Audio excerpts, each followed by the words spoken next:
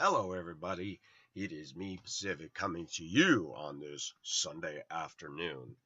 Well, 70 degrees out there today with a stiff wind blowing. I walked 2.4 miles this morning around the lake and then went to church. And I've got to tell you, I like the little church I'm going to. The people do seem to be sincere. One gentleman invited me over for a potluck next Saturday night, and I'm going to try to make that because I feel that it is time in my life for me to start forging into some Christian friendships face to face. I wanted to talk about friends today. As a father going through stuff with my son, I very clearly see the need for good friends. That the people we hang out with, and it doesn't matter who you are, excuse me for the yawning, the people we hang out with are going to determine or say a lot about us. But let's talk about Pacific. Let's not cover old ground with my troubles. Let's talk about Pacific's growing up life. For 10 years of my life, I lived in Torrance, California. And as a kid, you hung around the neighborhood kids and kids at school. But in 1976, left Torrance and went to Mammoth Lakes. When I first got to Mammoth Lakes, I was thrown in a small town. I was hyper. I had the not so good looking hairstyle, the horned rim glasses, and the kids right away took one look at me and thought, he ain't gonna fit. But then I started to make friends. But I want to say something about my life because it's important. I dated a girl who was almost. Her hair was so blonde it could have been close to albino. She was a fox. Her name was Jenny. She lived right behind me. Conveniently, our house was here and hers was diagonal to us, and I could walk through my backyard into her backyard and say, hey. We would sit in her grandpa's Chevy Blazer. Boy, was that a beaut.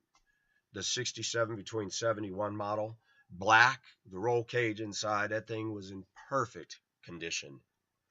We would sit in there, listen to music, and just talk with it parked in his garage.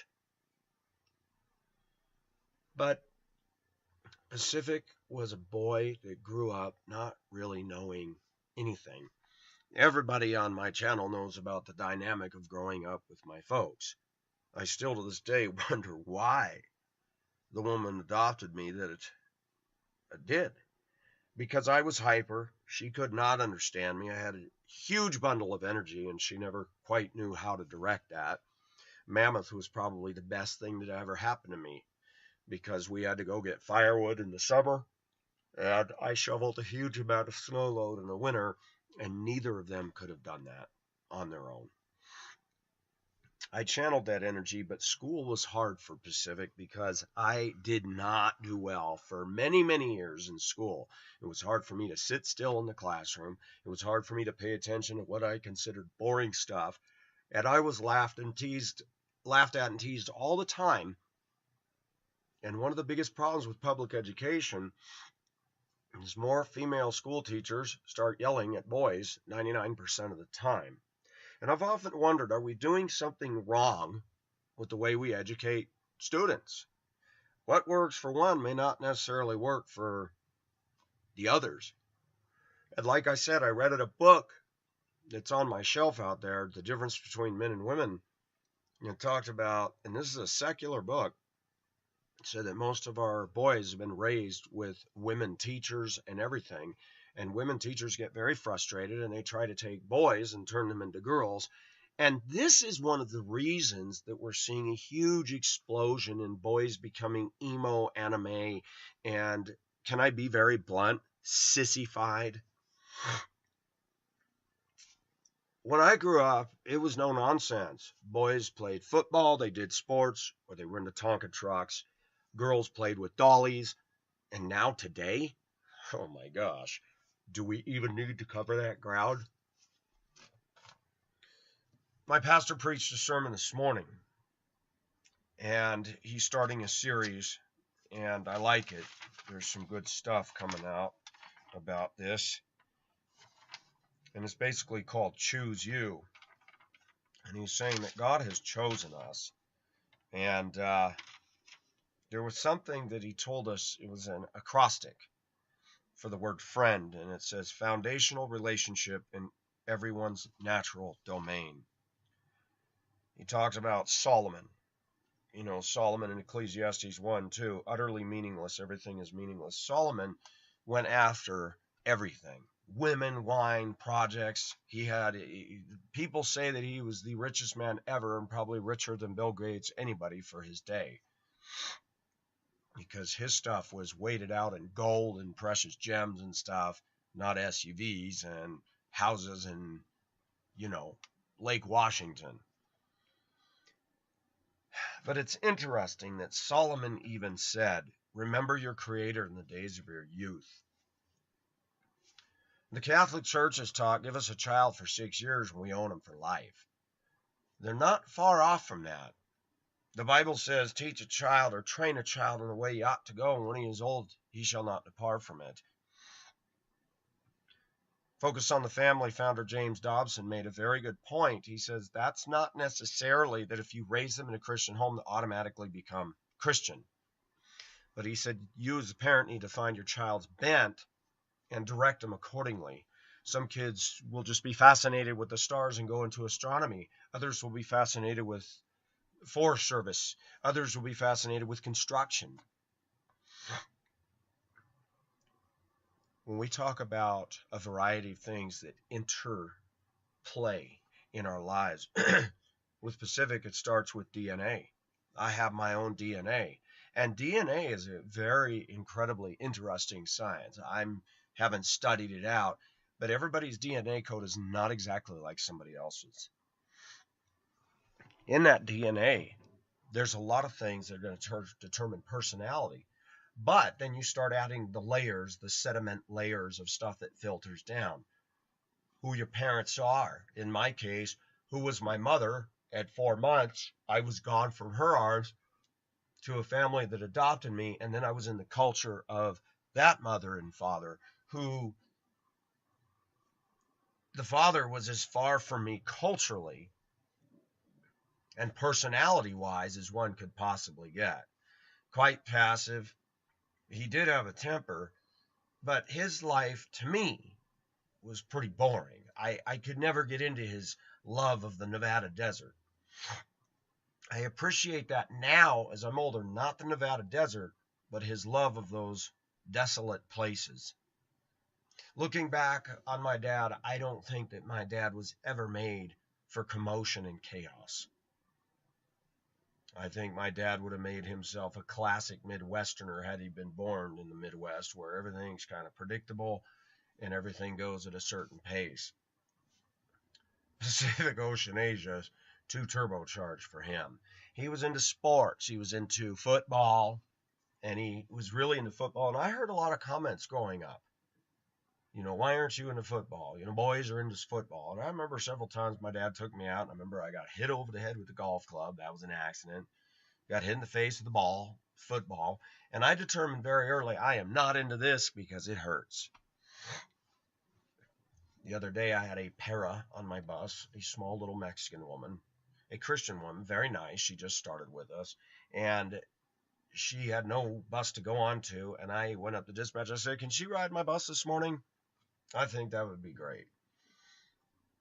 And after all the kids got off, she goes, my gosh, you're such a small little guy driving this big old bus. I said, oh, yeah. I said, people look at me all the time because I don't look like. And I'm sorry, a lot of our bus drivers look frumpy, overweight, got the glare, the whole look. Now, don't get me wrong. We've got some really nice, slender, got it together, personality-wise drivers. But I'm throwing a bunch of loose ends out. Then I had a mother who was strict and domineering and very, very, very impatient with me. And yes, we did the things that California kids in middle to upper middle class homes did. Went to the beach, went to Marineland, SeaWorld, Disneyland, Knott's Berry Farm. We got to go to McDonald's. But my mother was so frustrated with me. And my mother, I remember to this day that there was a constant air of tension in the house. And I'd come home from school, even as a happy-go-lucky kid, and the minute I'd walk in that house, there was a dark cloud hanging over it. Go to your room. Whoa, what did I do? And I grew up learning to walk on eggshells. I told you about moving the saucepan or the skillet out from under the pots and pans, and it would simply go tink, and my mother in the living room sleeping on the couch instead of with her husband. Michael, what are you doing? I'm making my breakfast like I do every day. Well, hurry up and get out of here. And I'm terrified to make a sound, terrified to clear my throat, terrified to do anything. No kid should have to live like that. But at Mammoth, 7 years, and then off to Arizona. When I just started to form some friendships and have girls get interested in me, boom, off to Arizona. Arizona, my 2 years of junior year and senior year of high school, you know, I was making friends, had dates, was on the fast track to the world's idea of, wow, this guy's getting good grades, he's got girlfriends, he's got a car, and then boom, I get saved. Lost every single one of those friends, and those girls no longer had interest in me. But I still went through my thing. One of the gals I dated in high school, and she had long black hair, but she was flaming liberal, and I didn't know anything about what a liberal was, but I remember thinking then she was a little weird, and she was taller than me, and I used to go, she would stare at me, and it used to make me very uncomfortable, but yet I thought she was quite pretty. And after the divorce of my first wife, I redated her again, and we went out, and I was just, and I'll be honest, I was infatuated with her beauty. But as time went on in the relationship, which bore itself out through the spring and summer, her parents, her mother specifically, was very pushy about me becoming Catholic, and I said, no, I'm not going to do that. And one time our dating relationship culminated in when I was trying to talk to this girl that I dated. I told her in the truck one day, I said, I'm born again. I don't believe in the Catholic communion. I don't believe in the Pope. I believe in a relationship with Jesus Christ. She went home, told her mother. Her mother invited me into the house to give me a standing down. Parked my truck outside. Went in. What is this born again crap? What is all this? What is the matter with you? You don't drink. You don't smoke. You don't do drugs. You're a good kid. But what is this born again crap? You think you're a sinner. You're not a sinner. And I said, we're all sinners. She started yelling at me and told me there was something wrong with her, me.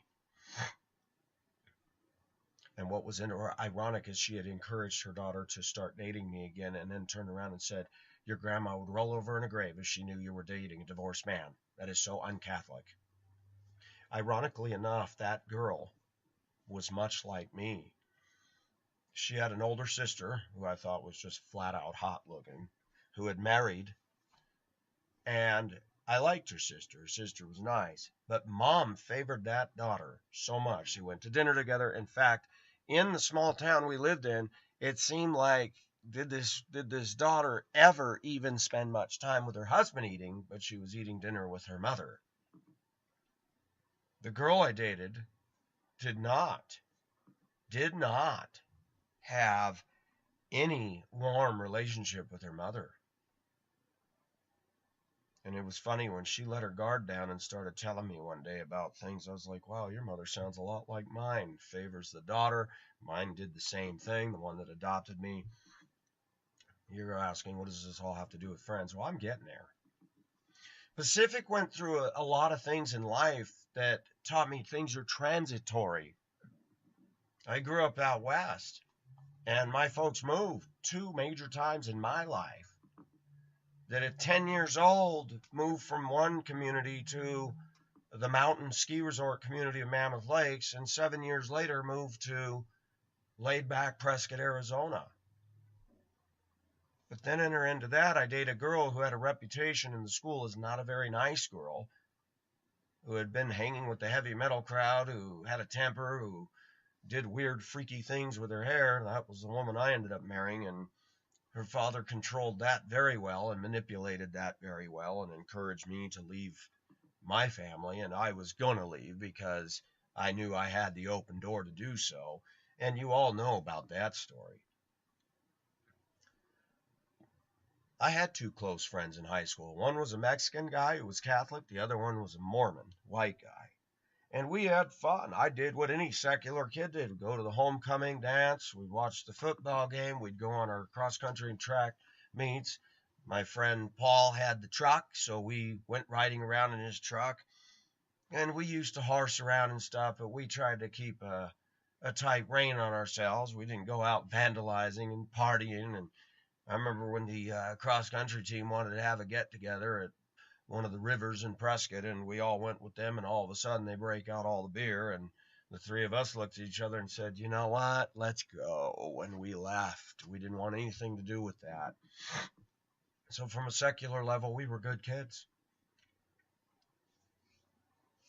Because I got involved with my first wife, and because I became a Christian, I did not totally understand what had taken place in my life becoming a Christian. The pastor shared a story that he used to be a biker.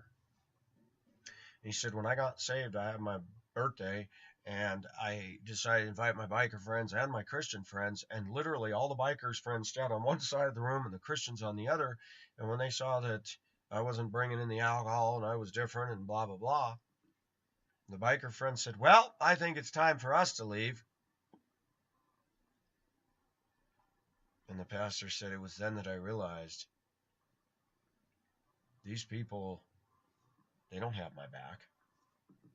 He said, the reason I became a biker is simple. They told me you will fit right in. And I wanted so bad to fit in. I like this pastor. He's the first pastor I met in Colorado who actually might be worth his mettle. I wish my son was there to hear his message, because it's for all of us, but I thought, my son, this would be so timely. But he talked about things, and I'm going to tell you a little bit about Pacific. Some of these are flaws, okay? I have, because of what I've been through, I had two very close friends in Duluth for 13, 14 years. One was a put-down kind of guy. He was overweight. There were things I respected about him. I had met him. We had done a charter. We had done a night trip on the school bus together down at the Duluth Entertainment Convention Center. It was one of those where you stayed and you're allowed to get out of the bus. And while we went walking around the harbor, and I was talking to him about boats. And I said, you know what's really a cool boat is a Chris Craft. I said, they're all mahogany and they're beautiful woodwork with brass fittings and everything. And we no sooner came around the corner and he says, dude, there's one right there. Okay, forgive me, this is going to sound really gay. Not homosexual, but you know, the 70s, that's gay, man.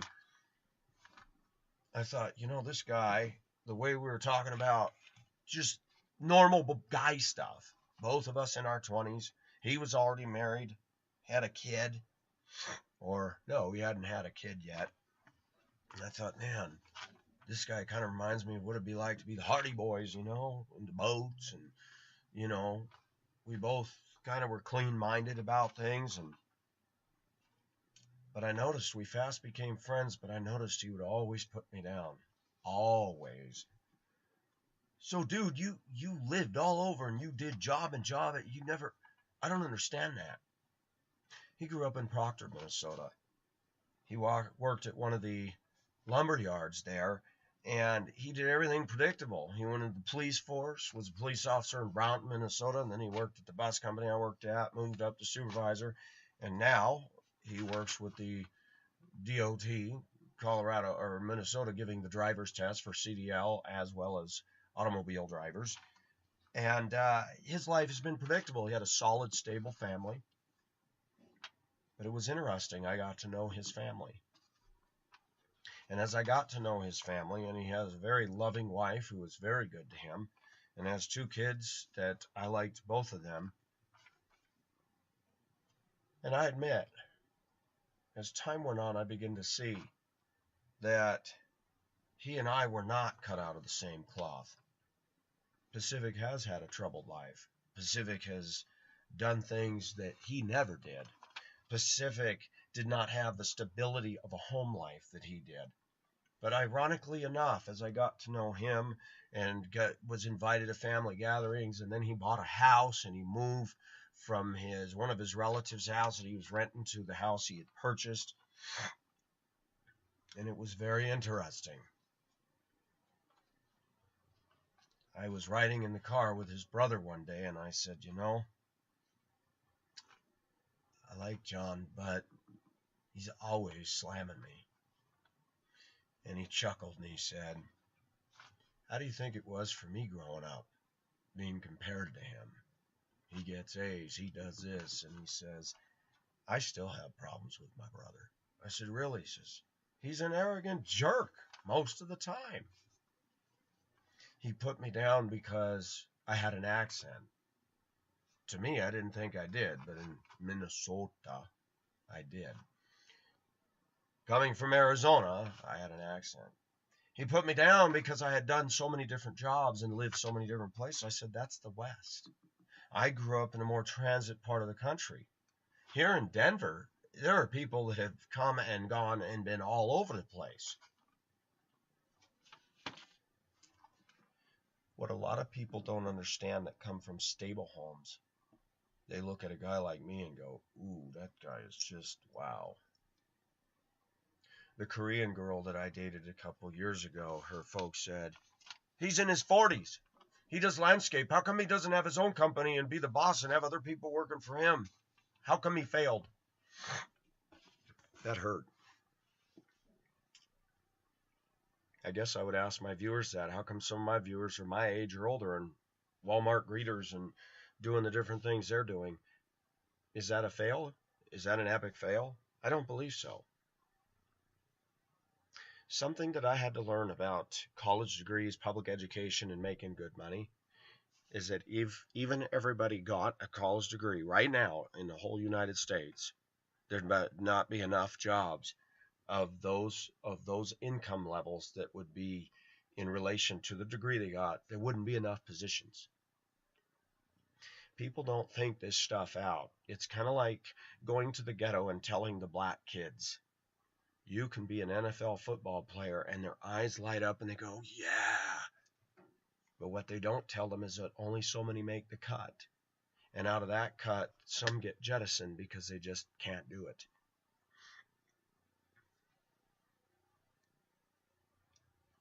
If everybody was a professional in the United States, it doesn't take a rocket science to figure out that we wouldn't have cashiers, we wouldn't have stockers putting stuff on the shelves, we wouldn't have truck drivers, wouldn't have bus drivers, wouldn't have plumbers. And yet, the dichotomy of this world that we live in is not just in the U.S. I saw this in Hong Kong. I heard a guy tell me, the Filipino domestic helper, they're the cockroach. Really, but yet you have no problem hiring her to do the work that you could do, but you don't want to. By the way, we in America do our own maid service. We cook our food, we wash our clothes. We don't hire people for that. The only people that do are the filthy, filthy, filthy rich. And now, of course, here in Denver, we have people hiring Molly maids to come in and clean their house once a week. But a live-in domestic helper, no, you won't see that here. You might have an occasional nanny or this or that, but generally, most of us do everything ourselves. That's where shocked Beth.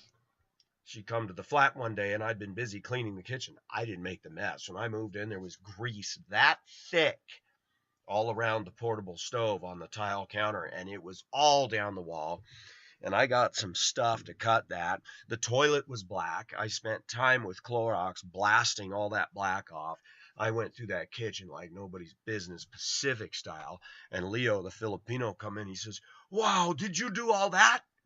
Wow, man, nobody ever cleaned like that. I keep things clean, but that's just buildup from everybody being a pig. From that day on, Leo really respected me, and we kept it clean like that. I said, look, we can't keep all the cockroaches out of here, but we can certainly limit their numbers because they're feeding off all that nasty grease and crap on the floor. Pacific is a different individual. I'll never forget when an Italian guy who was big, muscle bound, he was probably gay by the way he acted. Big guy, big, muscle bound, six pack abs, the kind that girls would swoon over.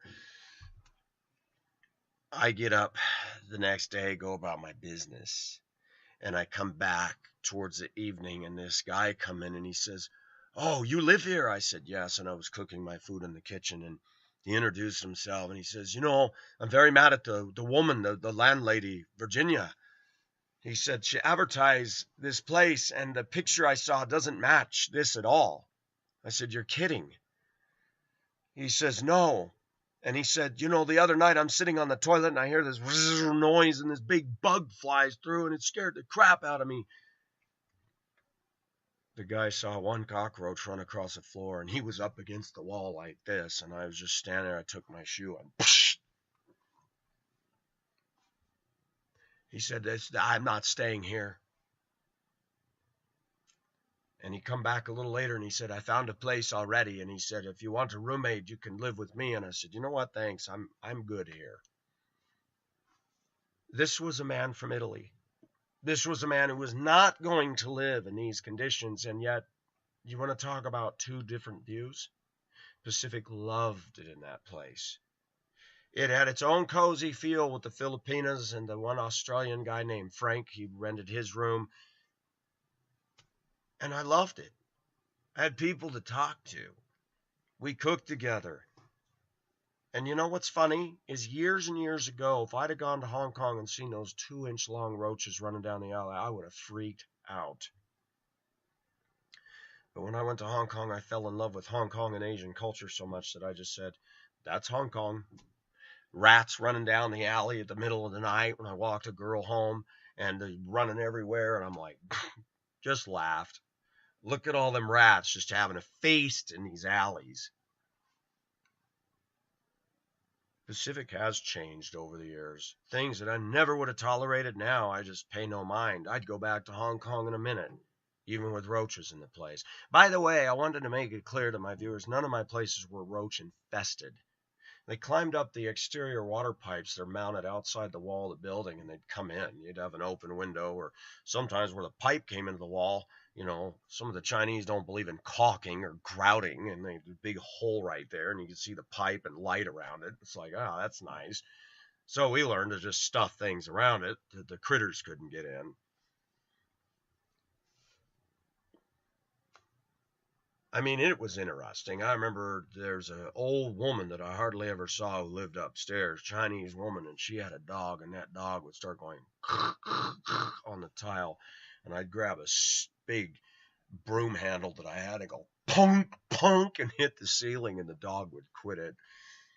And, the place had its own personality. Then you'd hear the women downstairs that worked in the restaurant down the alley playing mahjong, and let me tell you, that is not a quiet game. The yelling and the banging of that chrome door with the dragons etched on it, and I'm like, you know what? And I remember going downstairs, I'd had enough, and I banged on that door, and I said, "Hey, you know what? I can't sleep." That's Pacific. I don't care if I'm in a different country. And the woman's attitude about all that was,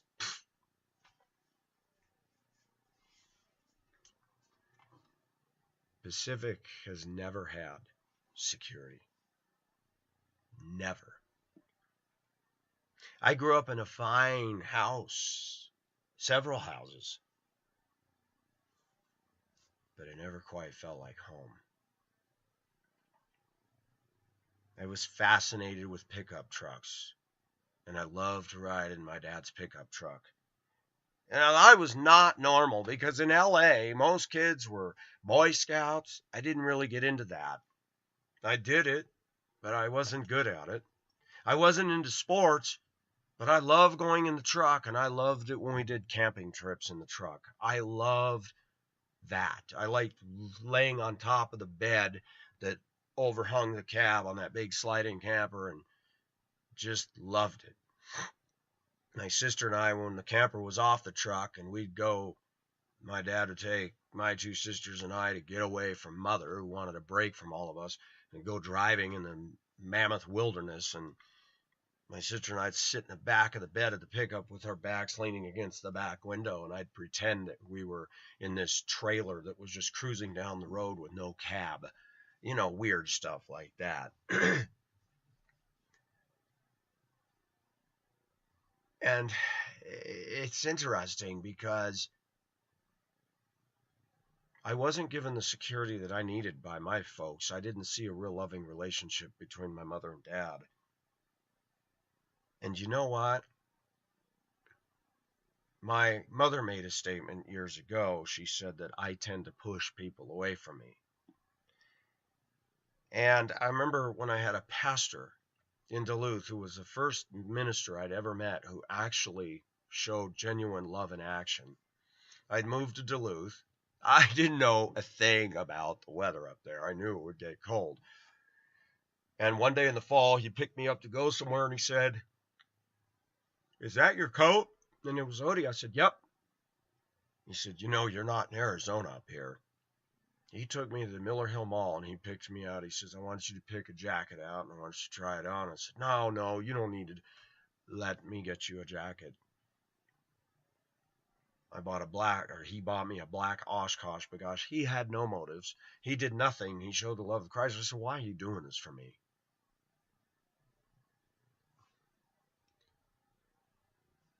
He said, "Because I care."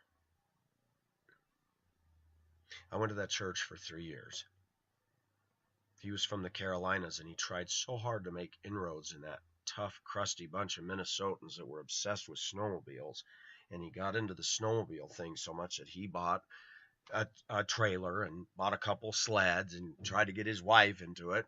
And pretty soon he was starting to become so into the snowmobile thing that Sunday morning Sunday school was, first half of it was dominated on their great snowmobile trip. And several friends that started coming to church with me started going, "Pastor's getting caught up in trying to reach these people so much he's compromising."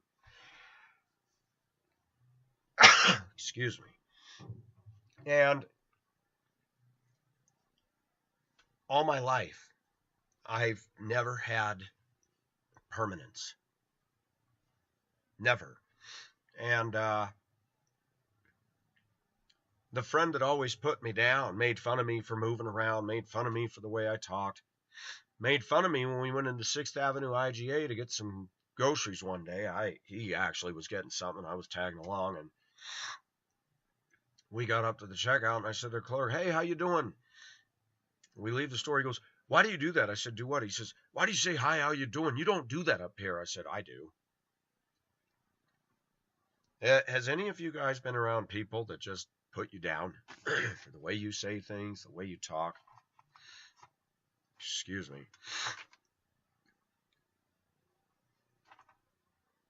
I've had that most of my life.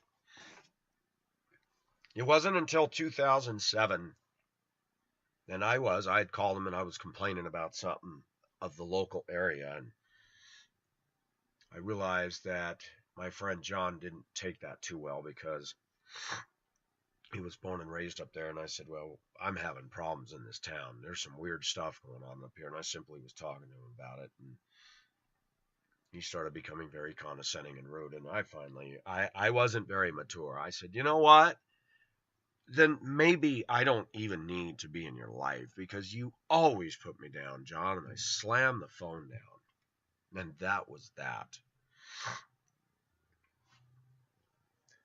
One of my other closest friends, who God used me to reach for Christ, he decided that he was done with me when I divorced, and he held that over my head. He says, "If you divorce your wife, you're breaking covenant." And that worked for a while. How many of my viewers have tried to live to please other people, and it just didn't work? So people would ask me, "Do you have any close friends?" I will tell you, I've had a lot of people who really liked me as a person, and still do, want to talk to me, want to be around me. But most of my friends now, right now, at present time, none here in Colorado. And many of you will say, "Well, you've gone on dates, you go with this person, you went to dinner the other night." These aren't friends. They're acquaintances. They're people that are bored. There are people that like enough in me that they feel comfortable to be with me. Maybe she just wanted a free dinner the other night. That's always possible. And Colorado's not what I call real deep on the deep stuff. But the friends that I'm making now, believe it or not, are through this. People that I talk to on the phone, people that I talk to through Facebook, the comment section, the few of you that I've allowed to come into my personal space with phone numbers and Skype. And I think, isn't that sad that the people that I feel really have become good friends, I don't get to physically be in their presence, or they mine?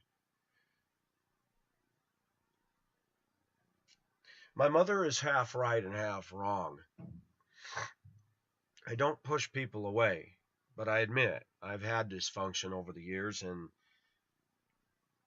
when people do start getting close to me or whatever, I do tend to have a push-pull to see if they're genuine or not. I don't deliberately think that out, but Pacific does have a flaw. Pacific's the kind of a guy that if I decide I'm going to move, I won't tell anybody in my workplace. I'll tell the boss and say, I don't want anybody knowing this, please, until I'm gone. The people that know me, the people that talk to me, one day I'm there, one day I'm gone, and they'll go, well, what the heck? There are times that I'm like that. I have my reasons for it. There are times I've given my heart away way too much with way too many people, and only to be burned and have it crushed.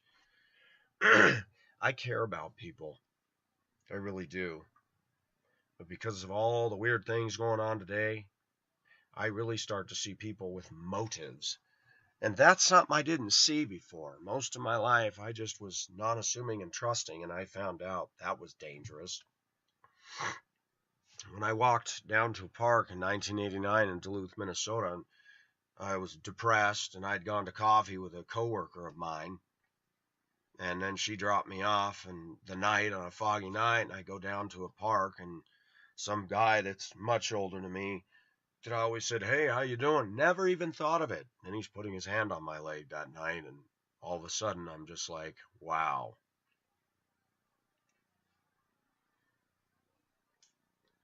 Viewers, there has always been a direct connection with me, and I will tell you, one of the reasons I desire sex so much is because I love intimacy.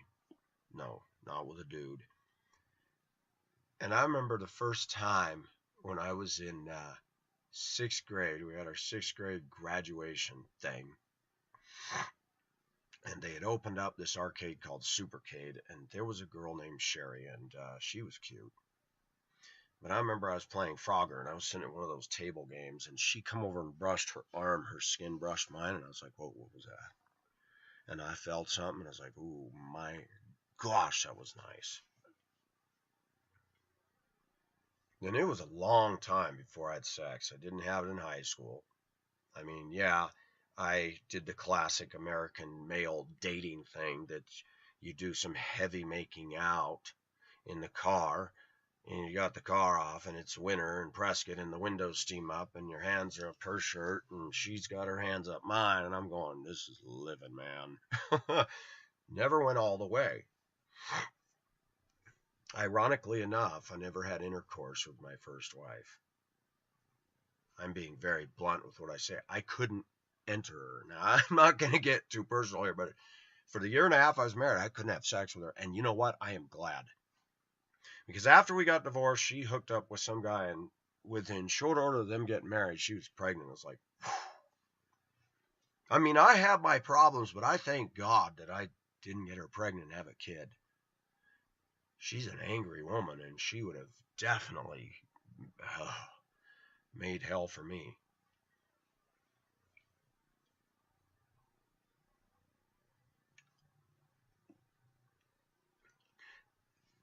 Believe it or not, in spite of my Christian beliefs, I didn't go all the way a lot of the time. I mean, yes, I would date girls who weren't Christians. Some of them were. We'd kiss, make out, feel her boobies, you know, that kind of thing. But I just always said, no, you can't go all the way. And the first time I did was with that one white girl that I look back on as the girl that was the best white gal I'd ever dated in my 20s. And in my 20s, I had no problem making friends. I had lots of friends in Duluth. For a liberal town, for a cold climate, I had a lot of friends, even guy friends. And it was like, what has happened since then? And some of it has to go with the friendships you form when you're younger tend to stay with you. Kids that go to the same school all their life, live in the same neighborhood, same town, they form bonds and stuff that aren't easily broken. You take Pacific, who was raised on the Pacific Ocean, and then in a mountain ski resort town, and then in Arizona, which is mostly a retirement community, but yet had a lot of family stuff. And then I move in 1989 to Duluth, Minnesota, which is a different culture. Then do a troubled youth home for 6 months in Akron, Ohio, back to Duluth, and then out to Denver for 10 years, where our son was born. And then back to Minnesota with an inheritance of a property, and then a divorce, and from one culture to another culture, and then the culture of my uncle and my cousin and his wife in Colville, Washington. And then from Colville to Hong Kong for 2 weeks. And that's funny how just 2 weeks of my first ever personal trip across the ocean, it's amazing how a 2-week segment out of your entire 40-something years becomes bigger than life. And then coming back and realizing there's not enough hours working for Kettle Falls School District. I had 3 hours a day. That was it. Driving a bus as a substitute. And I decided to move to Spokane. And then being bored with life and seeing Beth for what she was on that 2 weeks, breaking up with her, and trying to get in the groove of, okay, you're in America, chalk it up. This was a failure. And then and only then did I wake up to the fact that something in America had definitely changed. Girls weren't nice anymore. A lot of them. And I look back at a lot of the girls I attracted in my 40s. They weren't what I would call great catches. And it's not that I'm being picky. You guys are going to laugh when I tell you this. But here we go. Another great secret out of Pacific's vault. There was a girl in Spokane named Sabrina. She was cute, white girl, small-breasted. She was cute. And I'm in the laundromat, and this girl seemed all too eager to talk to me. She was quite a bit younger than me, and I was like, gosh, she's a cutie, you know. She was an adult. And I mean, you talk about fast lane. She meets me, and I gave her my address and my phone, and I said, yeah, you know, you live in the same neighborhood on South Hill as I do. Come on over, we'll visit, whatever. So that night she comes over in a black Victorian-style blouse, and I took one look at her and thought, wow. I mean, cute. And we're talking, and I've got some music playing. She goes, oh, I like this music. And she was commenting on a few of the things I had in my apartment that she liked. And she came up and threw her arms around me, and we hugged and started making out passionately. And then she informs me she has herpes. And I'm like, oh, my gosh, I guess we won't be having sex. She was gorgeous, but her hair was so thick, and it felt, and it didn't smell real good. And I said, I remember one time that she came over to visit me, and I said, you know what? And I said to her, what is with your hair? She goes, I haven't washed in a while. And I said, man, let me wash your hair. You guys are going to laugh. I didn't physically put her in the tub. I said, go get in the tub, and I will wash your hair. And I did. I lathered it up once, twice, 3 times, and I still couldn't get it totally crystal clean. But it was better. And, you know, she had her problems. She was dating a guy, living with him who was a loser, and yet she was fascinated with me. And I started thinking there must be something wrong with me, that the only girls I can attract here in this country are those loaded with problems, loaded with STD, whatever. Pacific has always longed for intimacy, has always longed to be in a good relationship and never really finding that. And when it comes to guys, I've always been somewhat reluctant to be around guys because, especially after that episode down at the park, that changed something in me. I started looking at guys different. And what really started to change is when I discovered in the mid 2008, 2009, all of a sudden that our idea of somebody being homosexual, they have the femi voice and wear the rainbow colored shorts. And now I'm finding out that there's guys that are homosexual, that are cowboys, that drive diesel pickup trucks, that work at mines, that are tough and very macho and testosteronic. And that shattered everything I had known to be the so about the gays. Same with the lesbians. They always seem to appear to me to be the dyke, butch. And I'm going to be honest, some women and some men were not blessed with looks. And I've asked myself, how does a woman who grows up looking like a boy, having nothing? I've done some crazy things, viewers. There was a lesbian woman at work. I called her Buffy, and she came over to my apartment and dropped me off one day, and she said, I've always wanted to see what a guy, when he masturbates. And I'm telling you, yes, as a Christian, I did a lot of things, and I did it in front of her, and she watched, and she said, wow, that's pretty cool. But I remember she took off her shirt, and she had nothing. She had nipples, but it was flat. She was muscular, everything. She was not what I would call hot. She was in shape. And I looked her in the eye and said, why don't you date a guy? And she said, you would probably be the only guy I would consider dating, but I'm not into men. I've had that effect on some of the gals I met, but then her friend got an interest in me, and her friend started coming on to me, and that's the one that rammed the car and busted the windshield and went postal. And I told her, I said, you know what, you and I are not going out. I don't want anything to do with the wrath of Xena the warrior. Why do I tell this stuff on YouTube? Because you know what? When I heard that bit on the radio the other day that I shared with you about kids growing up in healthy families, they're less likely to be sexually promiscuous and stuff. And then what really was interesting is when I became a Christian in 1985, the father of the girl that I was dating and ended up marrying told me it was okay to pet. I confessed to him because I obviously had a guilty conscience. I said, well, I'm feeling her breast. He looked at me and said, there's nothing wrong with that. I did that with my wife when we were dating. Oh, okay. That woman and I used to go up on the hill behind the house and get totally nude and lay on the rock and lay there in the sun, and I'd feel her from head to toe. And it's funny, a lot of Christians in the U.S. have been guilty of the same. And it goes like this. Well, we didn't have intercourse. It's sexual immorality.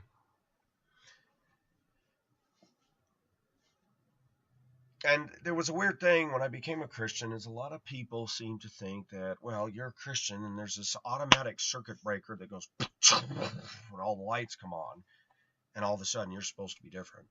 You are different. You're a new creation. You have the Holy Spirit living in you. You've been forgiven. You've been declared righteous. But your sinful nature doesn't just suddenly go away. And there are people that will sit there and tell you and hammer over and over that you can have complete victory over your sin. Pacific does not ascribe to that viewpoint. I don't find that supported in the New Testament at all. It says that we're supposed to make every effort to live pleasing to God, that we're supposed to put away the deeds of the flesh. We're supposed to do these things. But when you're focusing on the one sin that you think is the thing that's dogging you the most, you're ignoring all these other sins that God sees just as much as you see your one biggie. For men, the big focus, I've heard men all the time, oh, I got this lust problem. I got this lust problem. And I remember in my 20s, going to a warehouse on the Duluth waterfront late at night with a bunch of men that were going to sit here and confess about their struggles with masturbating, looking at women. And you know what I found? Those groups don't work. They just don't work. The more you focus on the problem, the more the problem becomes a problem.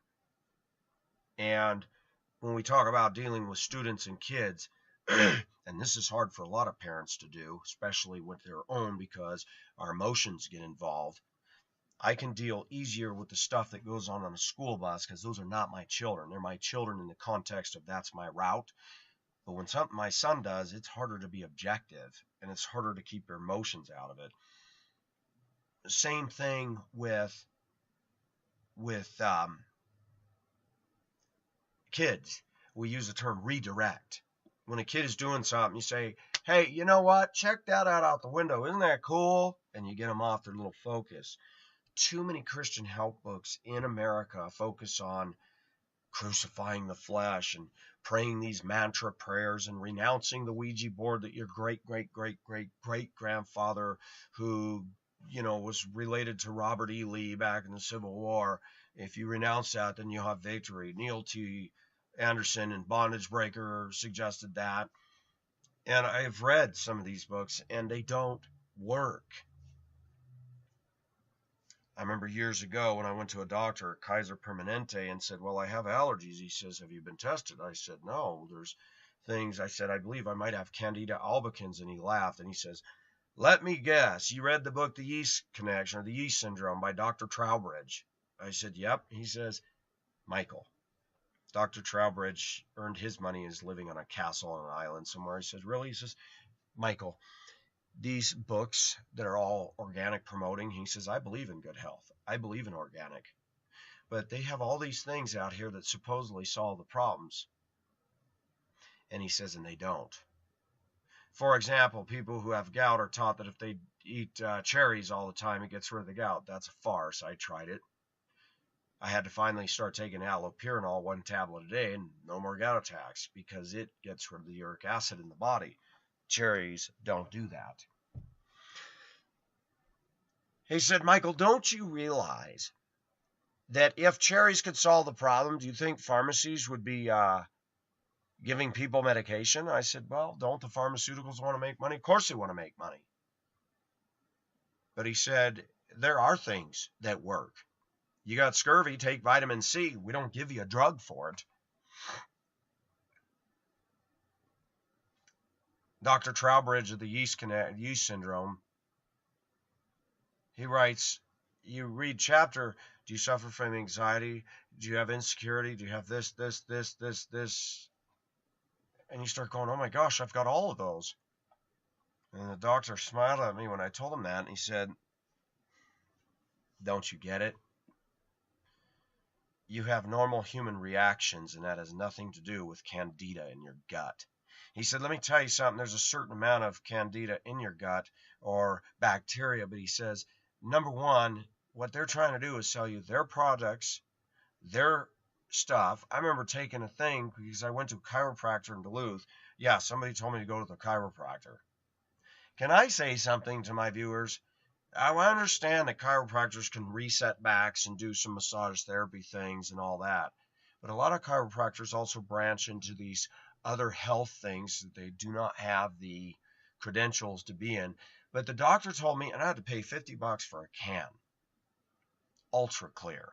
It was good. It was loaded with vitamins and minerals, and that was supposed to get rid of all this unhealthy stuff in the gut.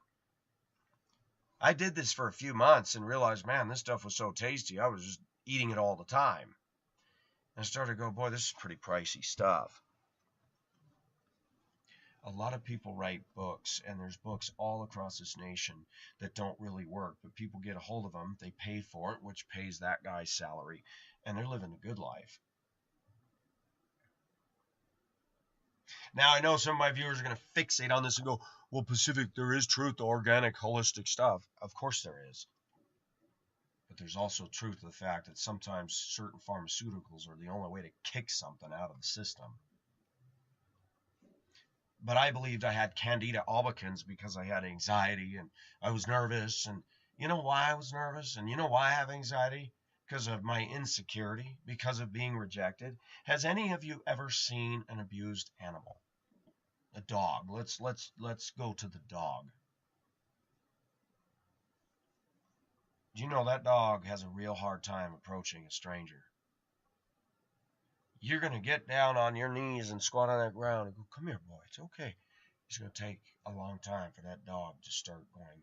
He's going to walk within 10 feet of you, and as soon as you put your hand out, that dog's off like a shot. How come we forget people are the same way? When you've been rejected, put down, laughed at, mocked at,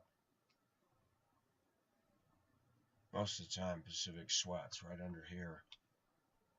I'm nervous. Still. Was that part of my DNA? No. That's environmental upbringing. That's Pavlov's dog. Anybody remember Pavlov? Russian scientist that every time he rang a bell, he conditioned a dog, conditioned response, ring the bell, dog salivates because the dog knows he's getting a treat. We're conditioned responses by our parents, by our peers, by our teachers. I was made fun of by teachers. I remember a teacher who actually got fired for being perverted with the teenage girls, had them sitting on her lap and stuff, and this went on for years before they finally shut him down. But I raised my hand, and I said, I'm sorry, I didn't hear what you said. Well, if you were paying attention, Mr. Blah, blah, blah, blah, blah, blah, blah, blah, in front of the whole class, and the whole class goes, Pacific's a retard. That's not good teaching. And I look back, this guy always made fun of me. I'd love to see him on the street now and say, wow, you made fun of me in class, and I never forgot that. Padre. You were my Spanish teacher, and you had girls sitting on your lap. You're an idiot. You're a teacher. What are you doing, dummy? Kids remember their scars. There are two things that a human remembers more than anything else.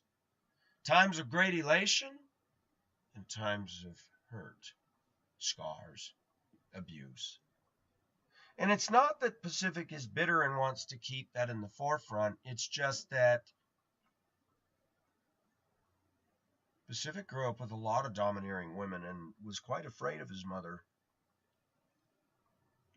And now when I get around alpha females that talk loud, I feel myself bristling and I want to turn around and say, shut up. You're not all that.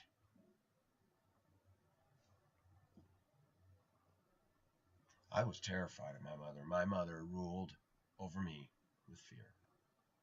Not love, not warmth, not affection. And when I confronted that many years ago, she goes, well, I'm not real demonstrative. Well, maybe you ought to start trying. It was interesting when I confessed to my mother some of my follies years ago, trying to learn who I was, trying to find out. And my mother made some derogatory comments about that to other members of the family. I'm like, wow, that just solidified a bond with us even more, didn't it? Way to go, Mom.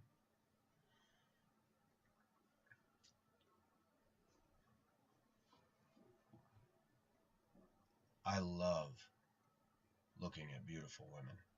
I like the way they move. I like the dynamics of a natural woman.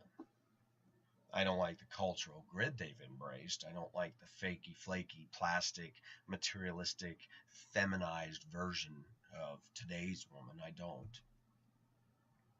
I don't like women that get in men's faces and yell and scream and they're going to take on and stand up for their rights. At church today, there was a woman who was probably in her 60s. Slender woman. She goes, I've seen you. What's your name? I said, I'm Michael. And she goes, I'm Fluffy. Fluffy. I said, that's a nickname, right? She goes, yes. That's what my father over there calls me. Fluffy.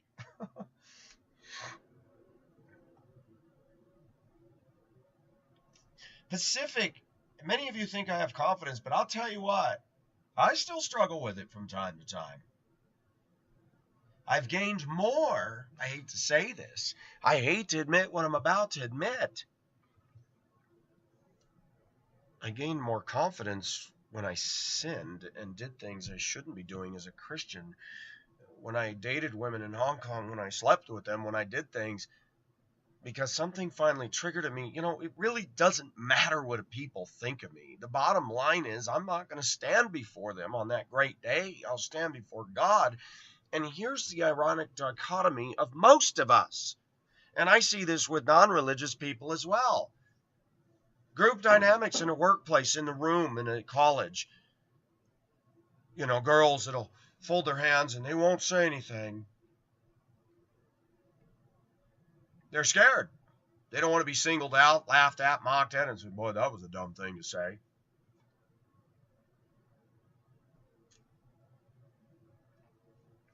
And they won't do something that somebody else could see. Because most people in America, if they're honest, are more afraid of the approval or rejection of others than they are in what God thinks about it. Let me give you a case in point. When I was in Duluth, I didn't sleep with girls because I didn't want anybody to know of me doing that. Oh, I went and dabbled with the petting and the making out and the shirts off and all that.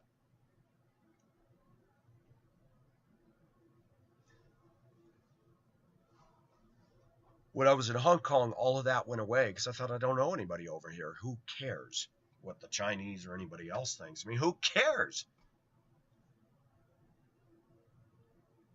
And then it hit me. We worry more about what a man thinks or a woman thinks than what God thinks. We're too often comfortable with our sin, whether we're looking at images we shouldn't. And we know God, we know theologically God sees it all, and he's omnipresent and omniscient, and he's going, there's Pacific looking at topless girl photos again. Okay.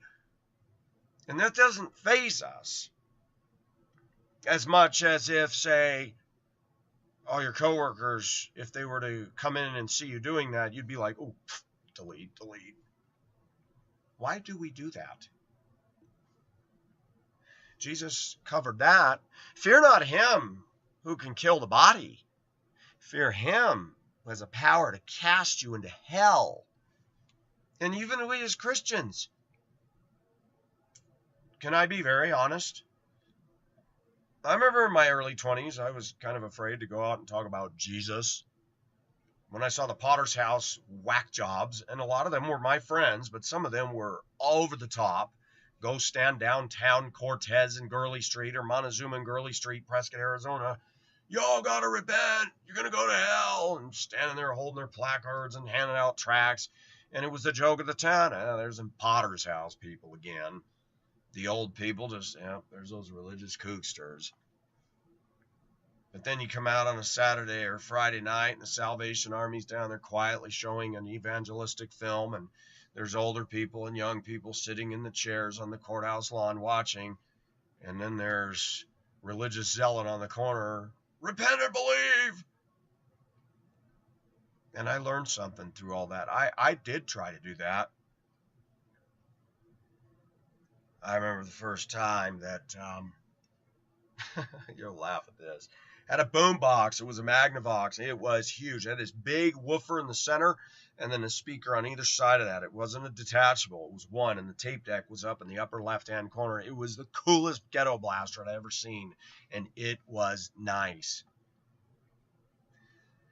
And after I was divorced and on my own again, I was living downtown Prescott on the third floor of a penthouse apartment that was mine. Loved that. I had a view of Thumb Butte. Could see the sun, the sun setting behind Thumb Butte. Looked across the street to the antique store. The Prescott Courier was downstairs. The pawn shop. The A.J. Head Hotel. And a wonderful diner in that old 1800s hotel. And they had the best biscuits and gravy. I didn't know I was allergic to wheat then. And I would go down there on a Saturday morning and get biscuits and gravy. And let me tell you, them biscuits were the size of dinner plates, loaded with gravy with all the chunks in it. And I would just sit in there and go, that was a complete meal. Man, I got rid of my truck and I lived downtown, and the nice lady, Nora, would give me a ride to work every day. Never missed a ride, never missed a beat. And you know what? Life was simple. I remember Maria, the Italian New Yorker, who was the manager of the apartments, and she turned it over to me before she left. And I'd walk up the stairs with my work boots on, all sweaty and gross, and she'd be sitting at the top of the steps like a kid. Hey, what you doing? And I liked Maria. I said, well, I'm going to drag my carcass into the shower, take these nasty boots off, and I'm going to get my shorts and t-shirt on because it's Friday and I'm going to Bob's Big Boy and going to eat like a pig. Do you want some company? Yeah, I want some company. You're cute. Let's go. We'd ride our bikes down there. You know, I had cool friendships back then. But things changed. She had a friend named Gracie who lived downstairs. Well, actually, first, before I lived in the penthouse, I lived in the second floor, and it was just a big studio, the bathroom, and the bathroom was a step up, a toilet, and a shower in there. And this place was 1800s, 1890s, or 1880s. This building was built, so it was old. It had the big, tall, skinny windows that opened up. Had the weights in the wall. And I remember one time I opened the window and I heard this clang, and one of the ropes had busted and the weight dropped. And I'm like, well, that went the end of that. I had to put a stake to hold it up. And Maria would sit in her apartment next door to mine. We'd sit on the window ledge with her feet hanging out over the brick from the second floor, and there's an awning down below us. And she looks at me and she mourns and she goes, my plant. And I looked at her, I said, your plant? She goes, look. And she points, and the potting soil, the plant had dumped on that awning. And I was like, oh, and you couldn't get it because it was a ways down. These were old buildings that had the high ceilings. So the first floor was real tall, the second floor was real tall. But I remember I came in the hallway one day, and I don't know, they were talking about something. And God came up, and I jumped in the conversation. And you know what? All I did was witness. I wasn't obnoxious. And I noticed that they started to change towards me. It's a funny thing when you become a Christian. If you shut your mouth about God and don't say anything, and people will generally like you, but not necessarily. I remember when I became a Christian, all of a sudden,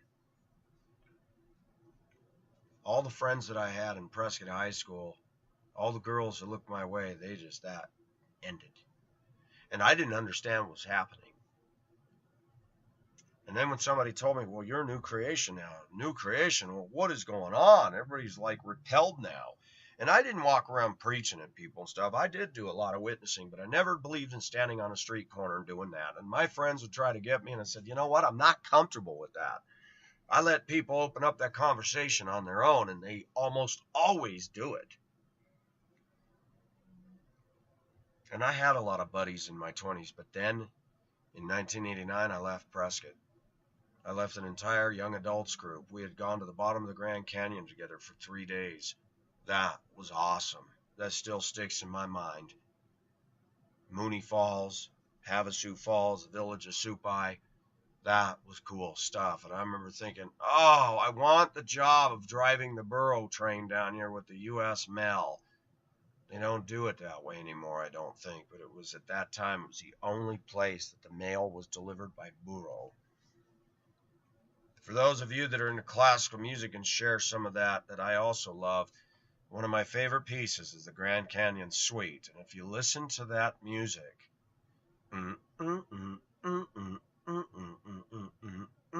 you can picture the donkey lumbering down the trail into the canyon. Pacific has had a tough time with friends because I find that there's dysfunction in all of us, not just me. But when somebody wants to be your friend and they'll never take advice from you and they're always making slights at you and putting you down, confront them and say, you know what, I don't like this. And if they don't quit, end it. Pacific is more comfortable. Picture message. Let's see what the picture is. Maybe it's a beautiful woman from India. Joke. What is it? Sheesh, we got a missed call and voicemail. Where is that? Oh, somebody took a picture of what looks like 2 tornadoes starting. That's pretty. Where is that? That's in Missouri? Wow, that's cool. Missed calls.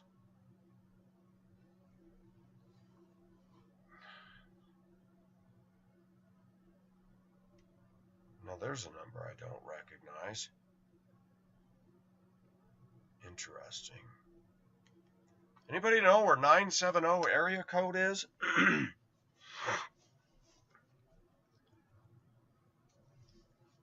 So, Pacific doesn't like to be alone entirely, but I don't like being yoked into positions where somebody's forcing me to do things their way. The black woman Jehovah's Witness was very forceful about me joining with the Walk Across America thing that, the office people wanted us to get behind, and I just said, no, I'm not going to do it. Why not? You walk every... Because I don't want to. I don't want to wear a pedometer on me 24 hours a day, and when I'm off, I just don't. And I know some of my viewers probably think, well, you're silly, Pacific. Why are you making a protest? I'm not protesting it. It's just Pacific is a free spirit. I remember a woman in Hibbing told me that when she was training me to drive a bus. She goes, you know what I like about you? You're a free spirit. And I never heard that before. And I thought, that is true. I don't like anybody putting their claws on me. I don't. And when I sense that somebody starts to do it, I push them away really quick. When I sense that somebody's trying to literally rein me in, I would challenge my viewers, if you want to watch a good movie that symbolizes what I feel about myself, and it is a bit dysfunctional, I'll admit, not the movie, but what I'm about to tell you. Watch the cartoon movie Spirit, Stallion of the Cimarron. Great movie. It's cartoon, but it just kind of gives you a feel of the Old West before the white man had totally dominated it. But the horse, Spirit. That horse reminds me of myself. The first time I saw that movie, I sat in there going, who knows me and who made this movie? Because this is me all over it. I want to run free. And nobody's going to get on my back. Now, that's not entirely true. I've let people get on my back. You've let people get on your back. I linked and yoked myself up to people I never should have linked and yoked up to. But that Native American, he was in the same plight as the horse. He was hauled in. The horse was hauled in the fort down there in the valley. And this big braggadocio commander is going to break that horse. I challenge my viewers to spend the time to watch it. Go rent it. Get it on Netflix, wherever you can get it. It's great. And if nothing else, at least you can say, well, this is Pacific City's a lot like this. Well, I am. The scenery behind that horse and the way that horse is running through there, it's like, you know what? That's why it's hard for me to submit to God in every area, because you know what? I've had people put their chains on me. I had a mother that did it. I had a dad. Even though he's passive, he tried to put his chains on me. Why don't you play football, baseball?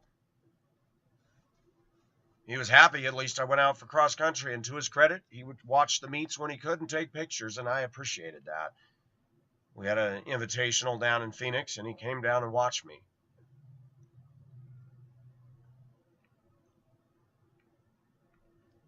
But it is a sad thing in our culture, our church culture, our American culture, our peer culture. that if you start doing things that other people don't do, a lot of people tend to get funny about that. I always laugh at girls today in American culture, and I don't remember this 30 years ago. This has been going on for a little while now, but TMI, TMI. I mean, I'm not even saying anything inappropriate. And I turned around one day, I said, do you ever watch movies with violence or sex scenes or cussing? Well, yeah, why? I said, isn't that TMI? What are you saying? Forget it. 747 cleared for takeoff. That's the weirdness of our culture. And me, for all of my dysfunction, all of my insecurities, all of my screw-ups, hang-ups, blah, blah, blah, I still feel qualified to look at this culture and go, really? Doesn't make sense to me, TMI, but yet you watch all that crap? And that's people in this culture in general. I meet more women that have been curious about other women, but they don't dare want to tell anybody that. They're terrified of the opinion of men. And yet they got this battle raging inside. And the problem is we go to church on Sunday morning, and that is even worse. More churches in America, you sit in there and you stifle and hide all your little dirty secrets, when the church should be the first place you should be able to go to lay them all down on the altar. But we have to be careful there too. You don't go up and just tell any Joe or Debbie Christian that, hey, you know what, I'm struggling. Because some people are immature. Oh, Pacific confessed to me that he did this. What?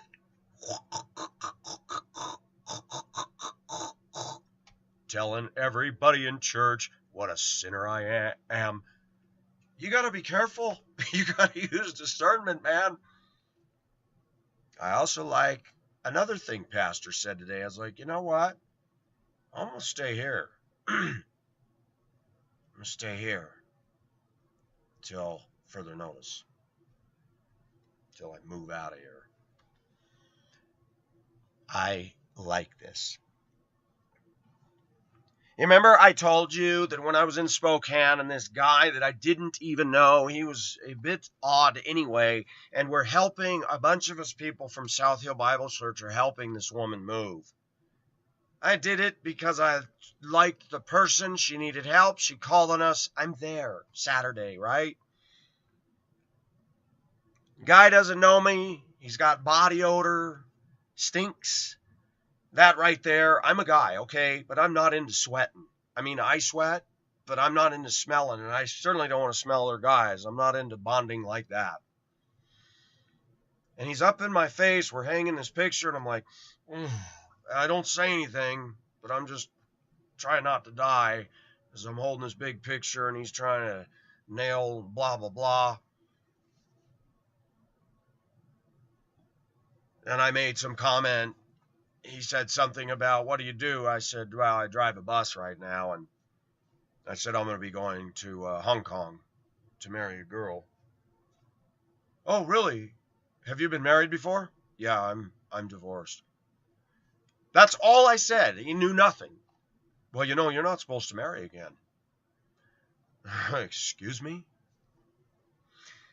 And he started in on me in somebody else's house. And I said, you know what? We're here helping somebody move. This is not the time and the place to talk about it. And I don't agree with you. And there's nothing you're going to do to deter me. Okay? So drop it, dude. That wasn't enough. Sunday morning, I pull up in the church parking lot, sit in my truck for a few minutes, listening to music. He walks up to my window and makes me roll down the window and starts in on me again. I said, you know what, dude? I have been here for over a year.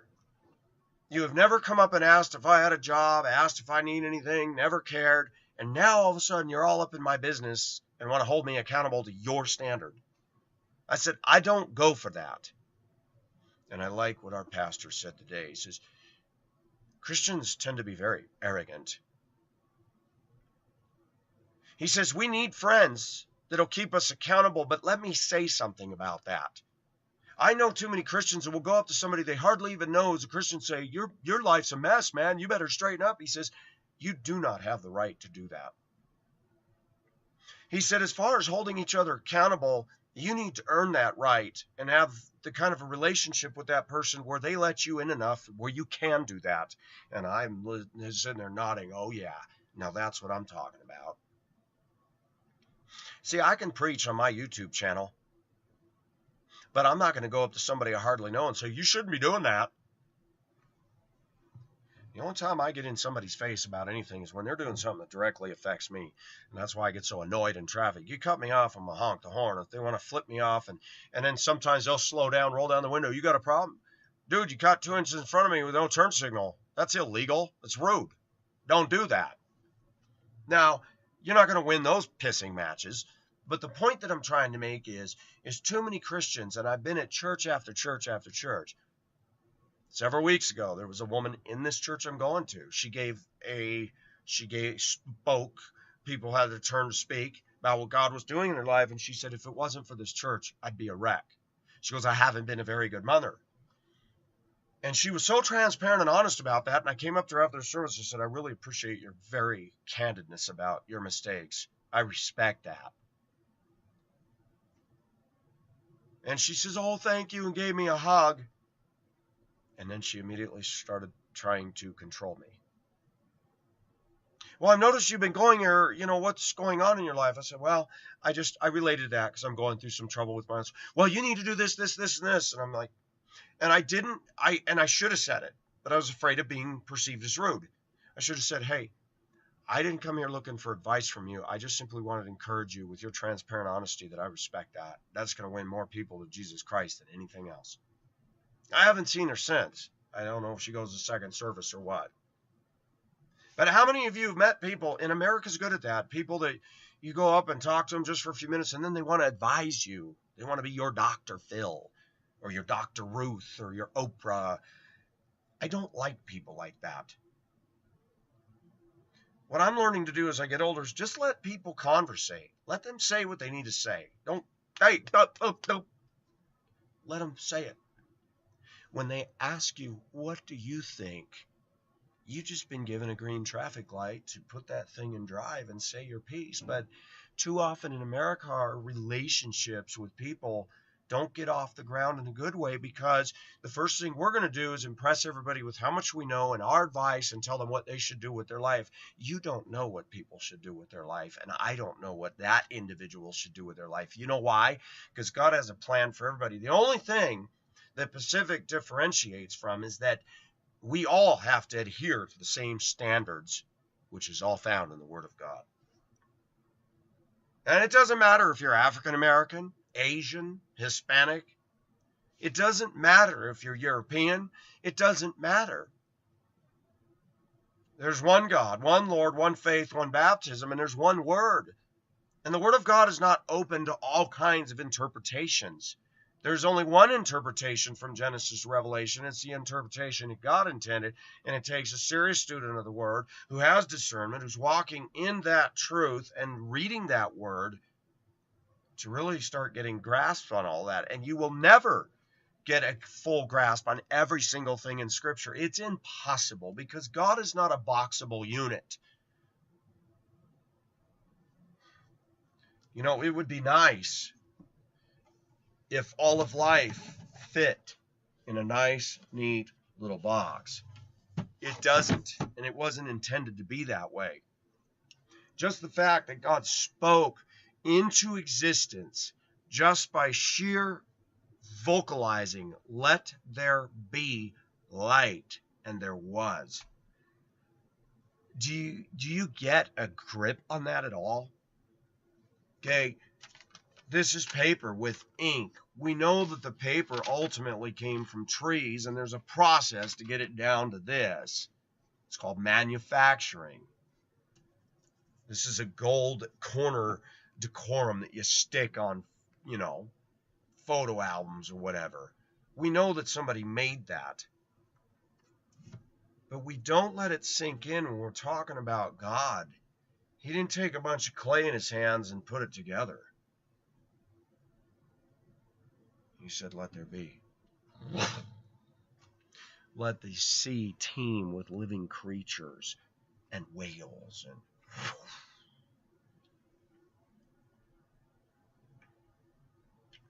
That's why scientists trip up all over this. They just don't want to believe that God did it. They want to believe this just is stupid. I look at a blue whale and I look at an octopus and they didn't evolve from each other. I look at a blue whale and I look at me and I look at a monkey and I look at a platypus and I look at a kangaroo and I look at a wallaby and I look at a koala bear and I look at a brown bear and a grizzly bear and a polar bear and I look at all these different animals and I go, you know what? I'm not related to any one of them. Anybody remember the song? The albatross and the whale, they are my brothers. Dude, what are you smoking in that pipe? Maybe you had too many peyote buttons. The foolishness that this culture teaches is unfreaking believable. And we listen to songs. That's a great song. Yeah, it is, but it's totally incorrect lyrically. So back to Friends. I'm not going to quote everything the pastor said because I have my own messages, but there are things that stood out to me.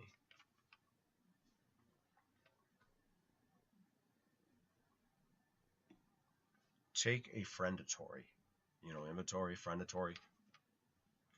Do the friends you have motivate you to love God more? Encourage one another daily as long as it is called today. Hebrews 3:13. Do your friends, do they celebrate God's blessings in your life? Now that's a biggie. We hear about women in the break room. Black woman gets a brand new car. And the other employees in there see that, females, and somebody goes out and goes with a key. That really bothers me. Do you notice that about our society? People are miserable when they see somebody do just a little bit better. Jealousy, anger, vengeance. I like what a Philippine friend of mine said many, many years ago that always stuck with me. And she said the Filipinos have it, but I think this goes on all over the world, and I think it's really rampant in America. It's called the crab bucket mentality. Crabs. If you put a bunch of crabs in a bucket, and of course one's going to be on top of all that, and that crab starts to try to climb out of that bucket, the other crabs will pull it down. I've watched this dynamic with my ex. When I'm happy, she comes in like a flood to ruin my day. Now, that's not going on right now at present. And I would appreciate my viewers' continued prayer that God would keep his hand on that woman and help her to see what she's done that's caused and precipitated some of this with my son. You know what I want? I have peace with God. I want peace with that woman. I don't want to be her friend, and I don't want to hang out with her, but I would like things to come to final culmination where her war with me is over. Or whatever my son is spinning off in, that he'll get grounded and come back down to earth. Do your friends have your back? But back to do they celebrate God's blessings in your life? Good Christian friends say, wow, praise God, he got you a new car. That's great. Praise God, that old lady died and left you a house. Now you got a house. Or more often than not, people get upset. Man, I wish I had a house. Do your friends... Here's something about do they have my back? A friend loves at all times, and a brother is born for a time of adversity. Proverbs 17:17. Do they hold me accountable? That's earned and it's not forced. Do they hold me accountable out of love and friendship? I want to tell you something I've noticed most of my growing up years and well into right now, that people are really good at being, self-assumed mentors, self-assumed police. We call it the Holy Spirit Patrol, the Holy Spirit Police. Christians that want to run around and say, I noticed you were talking to that young lady over there. You got to avoid the appearance of... Get off of it, dude. On a public sidewalk, a teenager's talking to me. It had to happen to me. I'm going to tell you a story. I was asked by the youth pastor at South Hill to drive. By the way, he was fired from his position. He was taking church funds and doing things he wasn't supposed to be doing. His wife was very immature, unkind. I don't even believe they go there anymore, but I don't know. What was interesting is they asked me to drive the bus, and I did not feel any connection between that youth pastor and his wife and the young lady who was heading up the children's department. All three of them were not very nice to me. I drove, and I got along better with those kids than the three of them did, with the exception of a couple that I don't know why they were on this trip. One drove her own car and was a mouth. I mean, even mouthed off of me. I'm like, excuse me? Drive all the way from Spokane all the way to southern Idaho. That was a long day drive with a bus. It could only top out at 55 miles an hour. No, I think 60. Those kids were great. They were nice to me. They talked to me. They were good on the bus. And I remember there was one girl in particular that always liked talking to me. She was really into God, and she liked what I had to say. We were standing outside the church. There were all these kids standing on the walkway up to the church, chalking with each other, and I was standing right there. And the youth pastor, who did have a problem with lust, he had admitted that to me months before. He invited me to go for coffee one day. The guy was younger than me, about half my age, and very inexperienced and immature. And he said, I noticed that you guys are talking a lot. And I said, she talks to me every day. I said, I'm on my way to the church to go cook my breakfast or go do something. And she goes, hey. I said, I don't think she has a Haas for me. You don't need to worry about that, and I'm certainly not going to go down that road. Well, you need to avoid the appearance of evil. And I said, so can I ask you, Pastor, I see you talking with girls. Have I ever said anything about that? Well, I'm a youth pastor. I said, and I'm their bus driver. And then he suddenly backed off. He says, no, I'm sorry, you're right. And I finally figured out that it was coming from one of the girls there. Short girl who thought she was all that in a bag of chips. She was rude to me every day of that trip. I remember we had been driving all day. We stopped at a campground late at night. Actually, we got there just as the sun was starting to go down.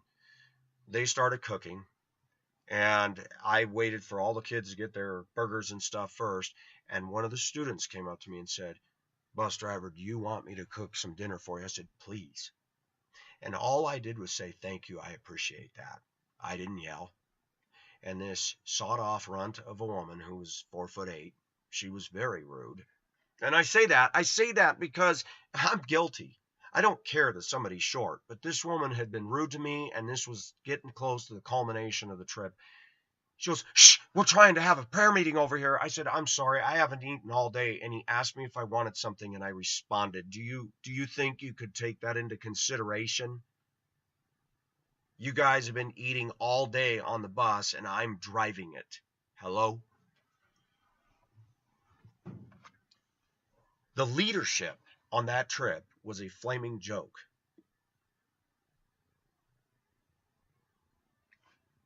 In my box of stuff, I have a card, bunch of notes. Actually, it was a paper folded into sections. Then on the last day of the trip, as I'm driving back to Spokane, one of the students came up at the rest area and said, we wanted to give you this, Pacific. We really think you're cool, and thanks for driving us. You've been so fun to talk to. I had more rapport with those kids than I think those leaders did. I slept in the back of the bus. I took 2 of the rear seats out of that bus, left them at the church so they could store all their gear. When we got down to Idaho, they stayed in the church, one in the dorm building and one in the sanctuary, the girls in the sanctuary. And I slept in the back of that bus all by myself. And the boys all wanted, I said, nope. I said, this is Pacific's territory. You guys have a church building. I don't want any kids in here. No way. When we were on the trip, the kids got more scared of the girls about grizzly bears, and one girl strung her hammock between two trees, and she went right to sleep. And the rest of them were sleeping in tents and on the ground, and several boys told the pastor they were scared and wanted to sleep in the bus. And I said, here's the deal, guys. I'm in the back, and you guys need to be from the middle towards the front. Nobody's near me. And I made that very crystal clear, because I don't want any accusations of anything inappropriate. And there never was, because I don't carry my life in such a way to be accused of such things.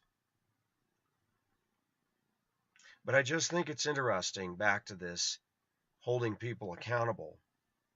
Some Christians run around telling everybody else what to do, but they don't manage their own lives and their own spiritual walk with Jesus. And I will tell you, I've been very hesitant to get close to any Christian men, because I have found over and over, and one thing that I'm learning about this church I'm going to is a lot of people that go there have had church abuse, and that's why they like this place. This is one that we really got to look at, and this goes for all of us. Do your friends live what they believe?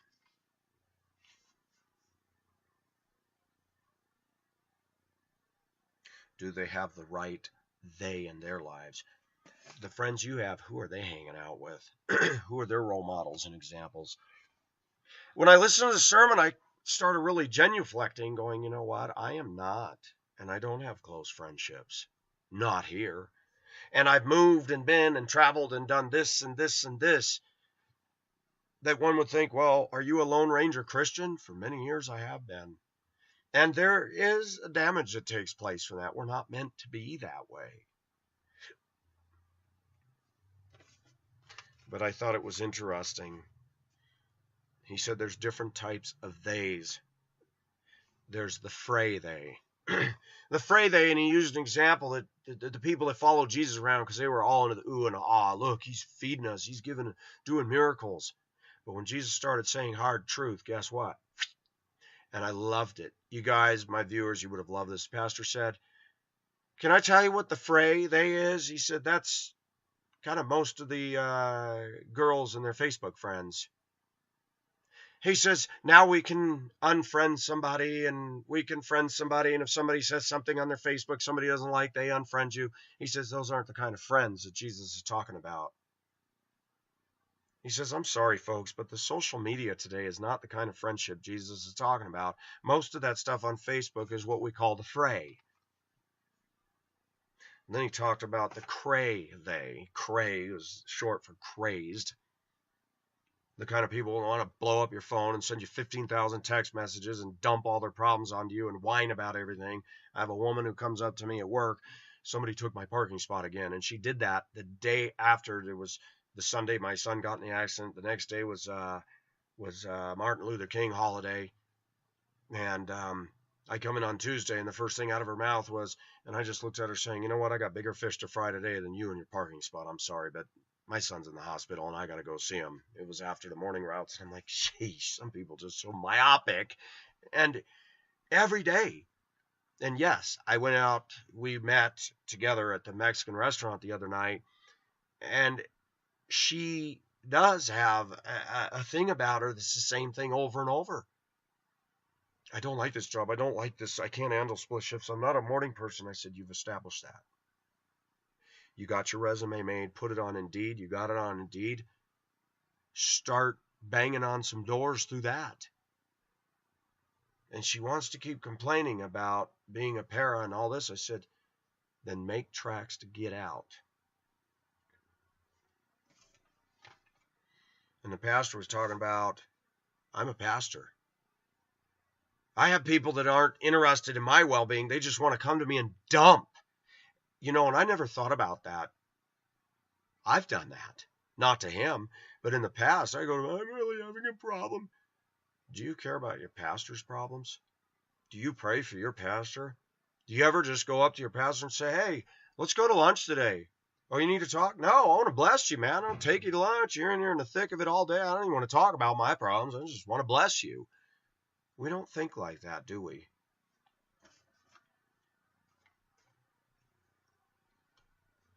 And then he talked about being unequally yoked. He said our closest friends had better not be unbelievers. Because he said they're not going to see things the way you see things.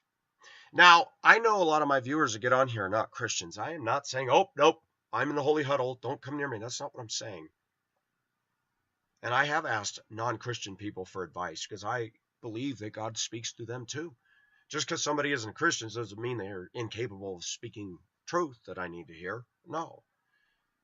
But I'm finding that I really need to surround myself with real people. But a lot of my impetus for this channel and the videos that I've been making and being so forthright and complaining and bitching about a lot of things is because I've gone through a lot of dysfunctional paths in life. Some of my own making, some of the making of others. And let me tell you, if anybody thinks they don't have a certain amount of dysfunction in their life, get away from them. They're a liar. Even people that grow up in perfectly healthy and good homes can screw up. One of my viewers on YouTube and a fan in my Facebook posted a thing where somebody spent $200,000 upgrade in their daughter's room to make a princess theme. I was like, wow. No wonder these girls grow up to be such spoiled brats. While the rest of the world, the majority of the world lives in dire poverty. And we got self-centered Americans that live the good life, and even Europeans and others that they take their money and they focus on all their own pleasure. And it's, wow, it's sickening.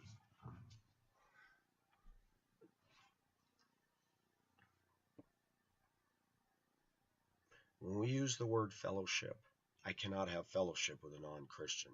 Doesn't mean I can't have a friendship. Doesn't mean I can't go and have a good hike or go four-wheeling or do something with that guy. But I'll never have fellowship.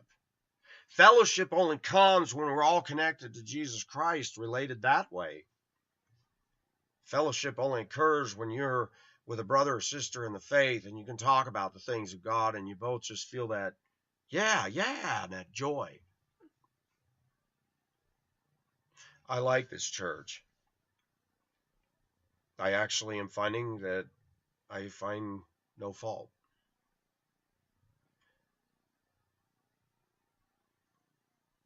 I'm very happy. Because Colorado's not a very deeply spiritual place as it is. When you have a good church, and if you have good, caring friends in your life, you can endure the worst of stuff. But when you don't, that's why Pacific has moved a lot. The only reason I left Duluth is because I got married and that changed direction, and I jettisoned all my friends because most of them were girls, and it wasn't appropriate for me to be friends with all these ladies.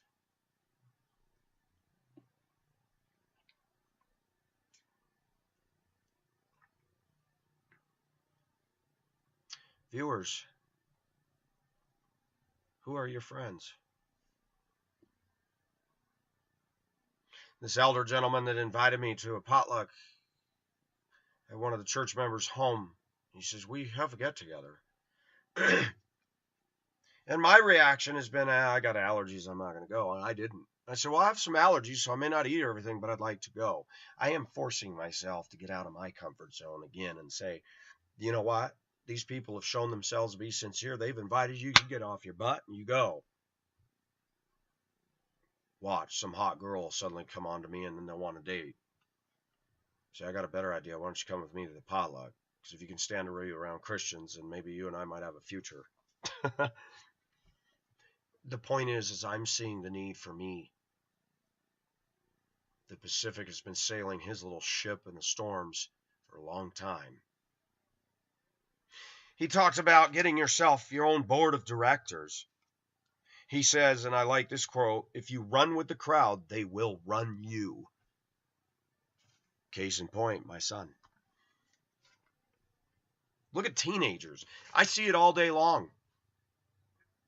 Do you think that every single teenager is exactly the same on a bus? It looks like it, doesn't it? They're not. But they're too immature to stand up and have their own spine and backbone. They want to fit in and be conformist.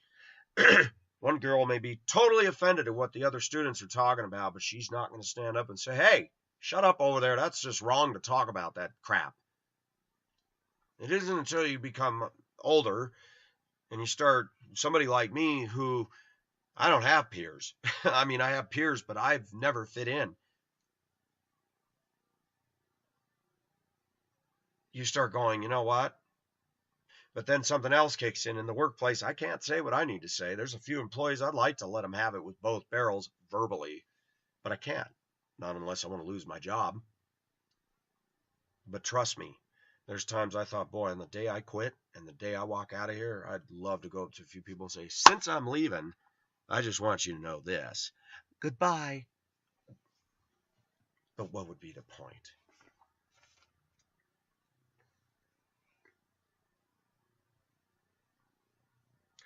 Pastor said, I fit in great with the bikers until I got saved. And then when I got saved, they didn't have my back.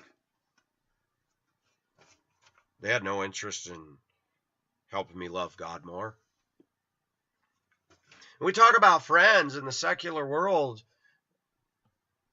their definition of friendship is a lot different than the Christians. But there's dysfunction in the church. There's dysfunction among Christians. We know that. A lot of Christians have been a big turnoff to others.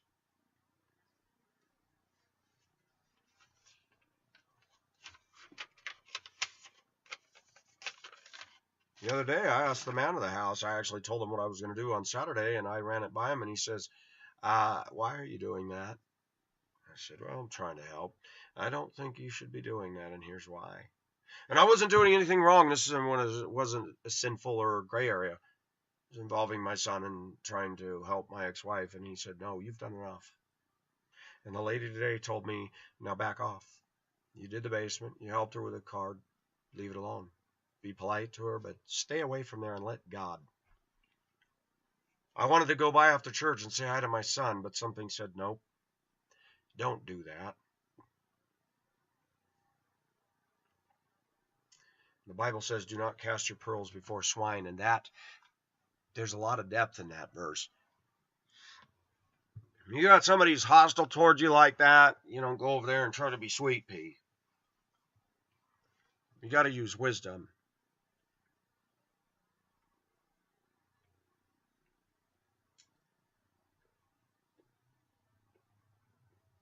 I was thankful for church today in that sermon, and yeah, there's white women there, and there's people there, and white people,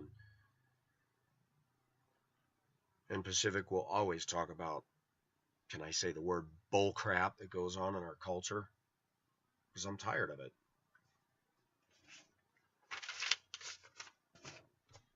But just so that Secret Hobbies knows and others know, I don't hate women. And I am really trying to come down off my Asian yellow fever trip. And I'm going to say some, Asian women are still some of the finest looking women out there. But so are some Russian women, and so are some Mexican women, and so are some white women, and so are some black women, so are some Latinas and chicas, and you know what? Beauty exists in every race. Let me make that crystal clear. Nobody has the corner on it. It's just that Pacific, because of what I've gone through in life, I've never known what commitment is. I didn't have a family that was committed to me, number one.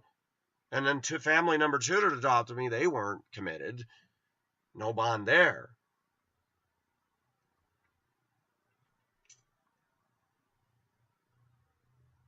I just figured it out. 970, that's western side of Colorado. I know who that is.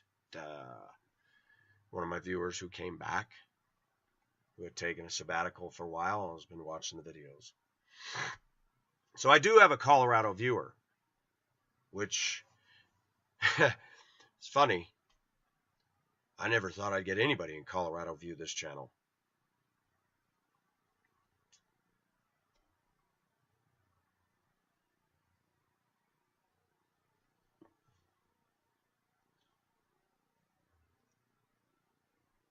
Me talking about this stuff helps me.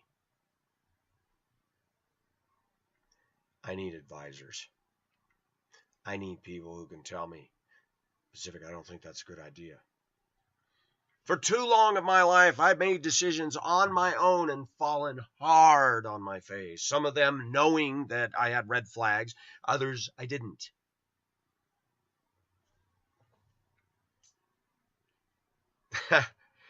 There was a woman that lived behind us in Virginia, Minnesota, and she was a freaking mess.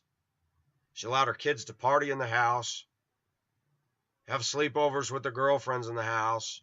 One was a teenager, a minor, and he went down the alley one night and broke into the church and destroyed the place 1 block from the house. Being the brilliant teenager that he was, he took the shopping cart that the church used to haul stuff in and out of the church and rolled that through the snow to his house to steal computers, amps, guitars, and stuff out of the church sanctuary and the pastoral offices. And it's like the people came to the church the next day because that's a full-time church. They got other ministries going on in there. It was a Lutheran church, and the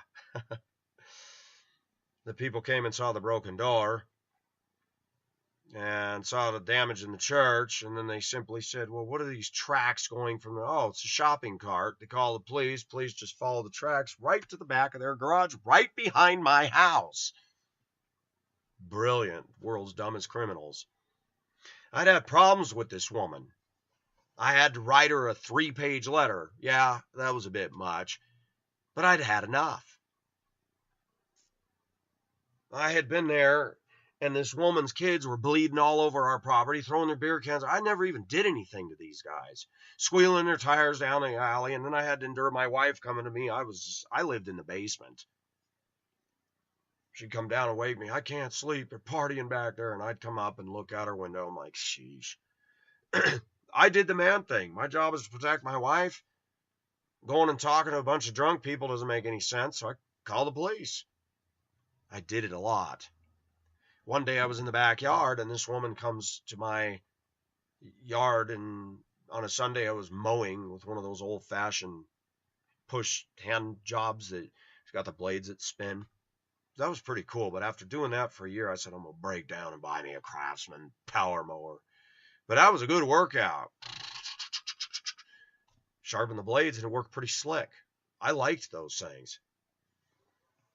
She comes up and starts, why are you calling the police? I said, you guys are making a whole lot of noise over there. I said, you know, the old lady that lives next to you, she's coming to me complaining about it.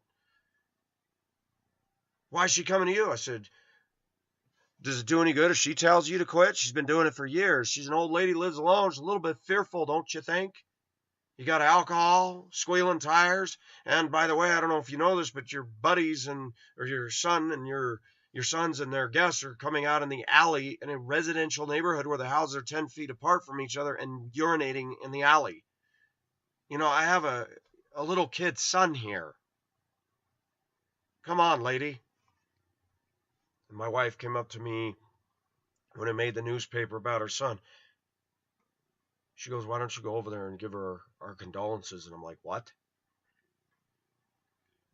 I listened to my wife. I went over there, knocked on the door, and she come out very sternly and said, I just wanted to say I heard about your son, and I'm sorry you're going through this. Oh, man alive. She went off on me. Sorry, I'm out of here. Went home, told my then wife, that was a bad call. I've done a lot of that in my life. Do you know what's funny?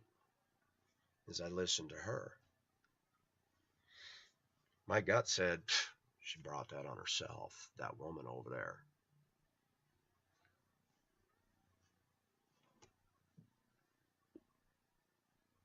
It's kind of ironic, but that woman in that town wasn't alone. There was a lot of people like her. And I see a lot of the same similarities of that dynamic in my ex-wife. That's where she was born and raised. Don't ever tell me the town you grew up in doesn't affect who you are. You bet it does. But take Pacific, born and raised in LA, beach, Disneyland, boom, slammed into the mountains of California. 4x4, snowplow, skiing, shoveling snow. Boom, slammed into Arizona. Boom, 1989, Duluth, Minnesota, where people are stoic, and it's predominantly liberal. I mean, I have been from one culture to another culture to another culture, and to this day, I have no bond towards my mother and father. You might ask, do you care about the people that adopted you? I do, in sense of in the context of their eternal, that I wish they would get saved. I have prayed for it, and I don't believe it's going to happen. My mother believes she's a good Christian Catholic woman. She does not put her faith and trust in the shed blood of Jesus Christ as the only way. She believes she's going to get to God by her good works. And she fails to take into account the way she treated us kids, that God's not going to weigh all that on a scale and say, well, your good works outweigh all the abuse. No, you have to confess your sins to God. You have to admit that you are a sinner and you screwed up. Pacific doesn't like religion, because I grew up, that family, they both were United Methodists when I was a kid. Now they're both in the Catholic Church. And I saw the crap. Dad put on a suit and tie. My mother wear the lady clothes, gussy up, go to church. My mom's a crab. My dad's grouching in the car. We go to church. Hey, how you doing? Yeah, whatever. God was not modeled in my family at all. God is great. God is good. Let us thank him for this food. Amen. We teach kids to be religious. We teach kids to be plastic. And then I remember when the dog came running into my room in Prescott, Arizona, and my grandma had given me it was a felt, glow-in-the-dark picture of Jesus, and it said, Jesus pilot me, and he's standing over the sea, and if you put it up to the light and turn off the lights, it glowed in the dark, and it had a cross. Well, that dog was a Queensland healer, ran into my bedroom, chewed it all up. I was mad. I come out of the room, darn it, dog just chewed up my Jesus thing. And my mother yells at me, you're about as religious as who knows what. To which I wanted to report and say, yep, just like you, huh? I didn't dare. People have a funny view of God and religion, especially those that are lost. They don't get it. The Corinthians says the natural man comprehendeth not the things of God. And that's why they become religious. Because to them, the only way they can get things around their mind is that, well, if I do a bunch of good things, if I work for charity, if I give my gifts to the poor, that's not what gets you to heaven, folks. Following the Catholic Church. And I talked to Maharani just yesterday, and she said, I have to get confirmed. I said, why? Because my mom signed me up for it. I said, have you told your mother you don't want to do it? Well, I put it off 5 years ago because I didn't want to do it. I said, do you want to do it? She goes, no. I said, are you afraid?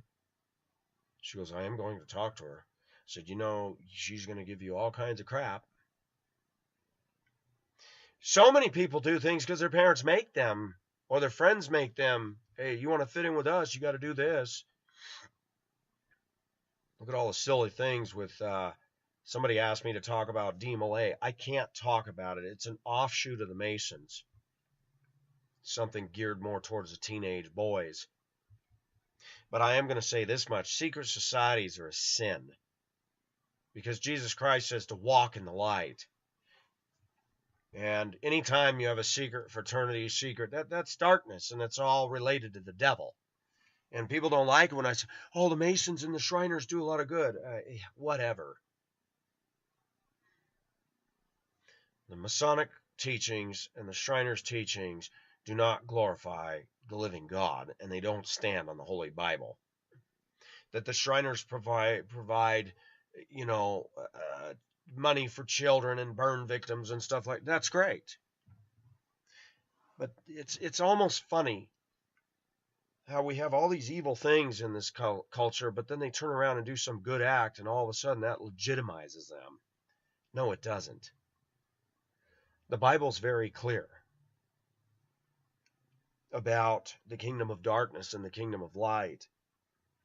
And Jesus himself said those things that are done in secret will be shouted from the rooftops. You ever notice evangelists, people that do all their little dirty stuff and nobody knows about it, and then one day, look at Brian Williams, ABC News. I actually thought he was a man of integrity. Nope. Lying, saying he was shot at in a helicopter, did this, did this. He was lying. He's taking a hiatus. Maybe he should just quit. But preachers, Jimmy Swaggart running around with prostitutes and then preaching on Sunday morning. One of the reasons Pacific's so honest about his sins is because I don't want to create a following that thinks I'm bulletproof and impenetrable. And then one day they find out all this stuff and go, it just helps to walk in the light, doesn't it? It just helps to be honest. It just helps to be real. And I'm not going to put myself in the position of being the head of a church because you know what? I still struggle with sins and I am not qualified to be the head of a church. No way. I have no problem running a channel. It's a channel. It's a medium. It's a social media and it's netted some very good things. But let me make it clear to my viewers, not everything I do is to the glory of God. Can I be honest with my viewers? I posted a picture of a topless woman, but the hair was covering the breast, nipples, and those weren't showing. And somebody flagged it. I thought, ugh. And I removed it right away. I thought, I'm not going to wait for Facebook to make a decision. If somebody flagged it, I'll get rid of it. And then it started thinking, well, is it Christ-like? And I thought, probably not. But I struggle with that. I love a woman's beauty, and I find myself struggling with, yes, the Bible says there must not even be a hint of sexual immorality, but yet at the same time, part of me struggles. Why not admire somebody's beauty? They're showing it anyway. Christian women show their cleavage, and that's okay, but you can't be topless. Well, you might as well be. And that is one thing that's always been a pet peeve of mine about American women is they call men pigs for looking at pictures of a woman with their shirt off. But yet their cleavage is showing, and if they bend over, you can see their nipples too, and that's okay. Well, what the hell is the difference? Nothing. Like I said, Americans are funny people. They really are.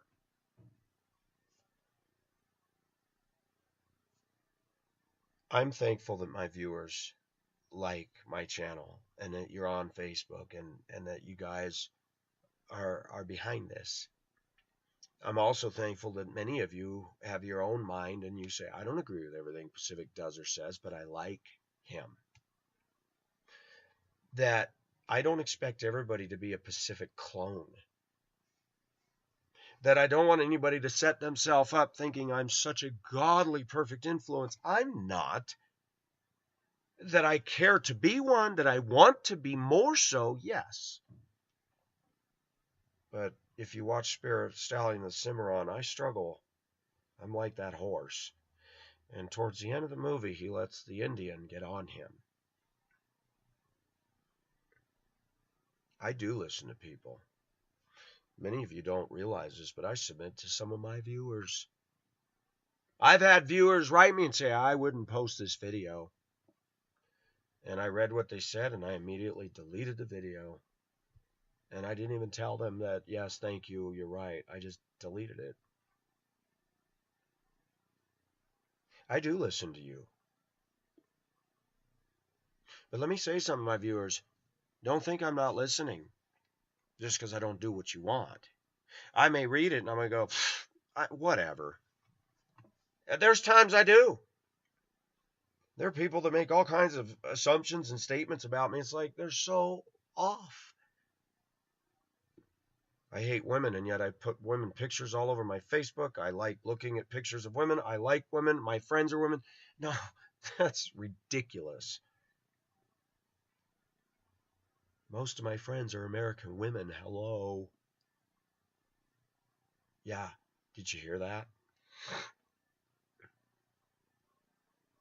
Sun Angels in Tennessee. And I've lost viewers. Viewers have come and gone. There's the lady in Texas. There's the woman in western Colorado. And there's others. Maharani's in Australia. One of my Filipino friends is in Hong Kong. We chatted the other day on Skype briefly.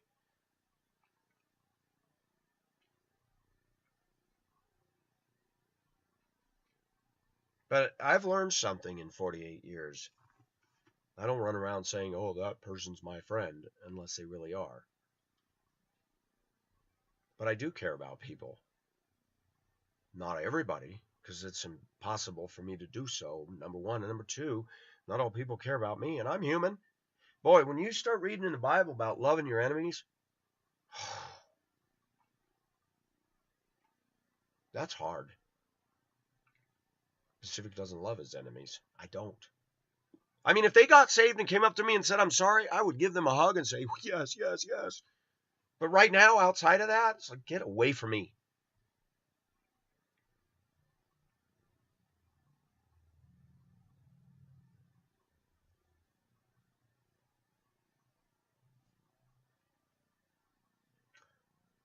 Viewers, who are your friends? And if you don't have friends, don't think that means there's something wrong with you. Our society says, oh, that guy doesn't have any friends. He's a loner. Hey, there's reasons for that. When you moved around as many times as I've done, and you've done this and you've done that, and you've experienced all these different cultures, all of a sudden it puts me as an odd man out. A lot of people think I hate white American women. I don't, but let me tell you something. Let's be honest. You go to most white women groupings in a church or in a setting, they're not going to feel comfortable with me. Let's talk about that. Been married 3 times. And what is the standard white woman's response to that? Oh, this guy's a loser. 3 marriages? Drives a school bus? Doesn't have his own house? Gets on YouTube and vents his spleen? I mean, whoa. We're talking about a cultural mindset among a lot of women today that they're not going to be friendly to me. So me bitter, me saying I'm putting off, somebody told me I'm just afraid that you're going to push white women that are interested in you away. No, I won't. Because white women that hear the heart of what I'm saying, they're going to get it. They're going to know I don't hate. Women that are walking with God in such a way, they're going to see this stuff and go, wow, he's right on. Does that mean, and even some of my viewers have tried to manipulate, and I'm sorry. Not going to embarrass you by calling your name out, but I'd like to. One of you's a guy. Pacific can't take criticism from anybody. Just because I don't agree with you doesn't mean I don't take criticism from people. That's wrong. If you're going to use that as a bludgeon to manipulate me to take your side on something, that ain't going to fly. I read most of the comments as best I can, keep up with them, and then there's comments waiting approval. I hate Google. I don't know why the comments don't just post. And then there's some that are withheld for my approval or reviewing. It's like, I approve them anyway. I let them post.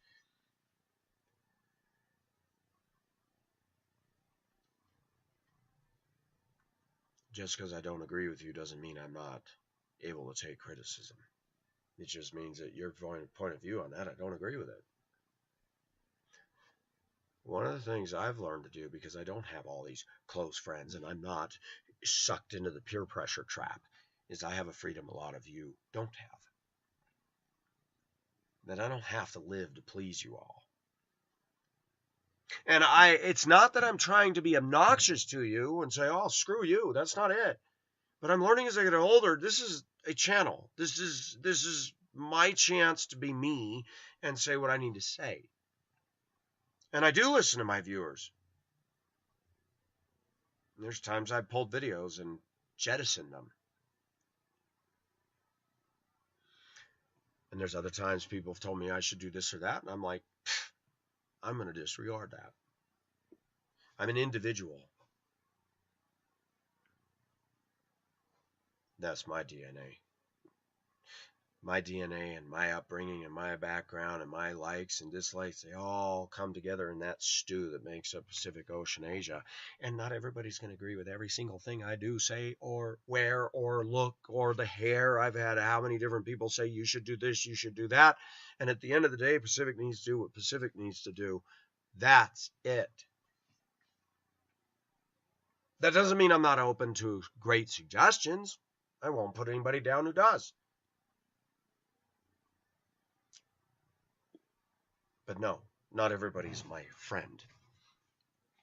I'm not so foolish to believe that everybody that's on my Facebook has my back. They're interested in my channel. They're interested in what I have to say. And I'm blessed by that. That makes me feel good. And thank you, viewers. Thank you for that. But know this. Pacific is Pacific. And we get a lot of criticism for being Pacific. And it's taken me 48 years to finally wake up and go, when you're different, when you don't follow the same thing that everybody else follows, you're gonna get criticized. And if I was Chinese and I was living in China and I was the way I am in China culture, they would look at me like, you're weird. I was looked at funny by Hong Kongers. You're an American? You didn't go to college? Chinese people told me that to my face. I thought all Americans go to college. One guy even said to me, so you over here vacationing. You're not retired. Why? You should be working every day. Americans believe in smelling the roses along the way, too. No, I work to pay my daughter's college. I work, and then Monday, when that's all done, then maybe I take a trip. I said, sir, you could be dead then. Then what? And he looked at me and said, you make a good point. I said, you know what? Sometimes you have to carpe diem. Sometimes, even though you don't have a lot of money, you need to go take that dinner date or go to a movie or do something. It's called sanity. And too many Chinese people I know, they're workaholics and they're devoid of any passion. There was an article in the Hong Kong Daily Standard when I was there that shocked me. Front page article, Hong Kongers not getting enough sex. Oh, what's this? They did a poll of married couples in Hong Kong, Chinese. We work too hard just to afford. We don't make love. That's frivolous. Frivolous? If any woman ever came up to me that was interested in me and said making love is frivolous, I'd say bye-bye. Because any woman that wants to marry me better like having sex at least once or 3 times a day. Just kidding on the 3 times a day. I'm not going to get into my TMI here, but I'm going to say this. I have a drive that doesn't quit, and I'd better meet a woman that has that same drive towards me, because if she doesn't, it's not going to fly. Making out like teenagers, petting each other, playing, touching, and loving on each other every day is a requirement. And I know that in time that will subside more and more as we get used to each other, and that's okay. But at the beginning, anybody who gets involved with me better be prepared for putting their seatbelt on, because, man, it's going to be intense.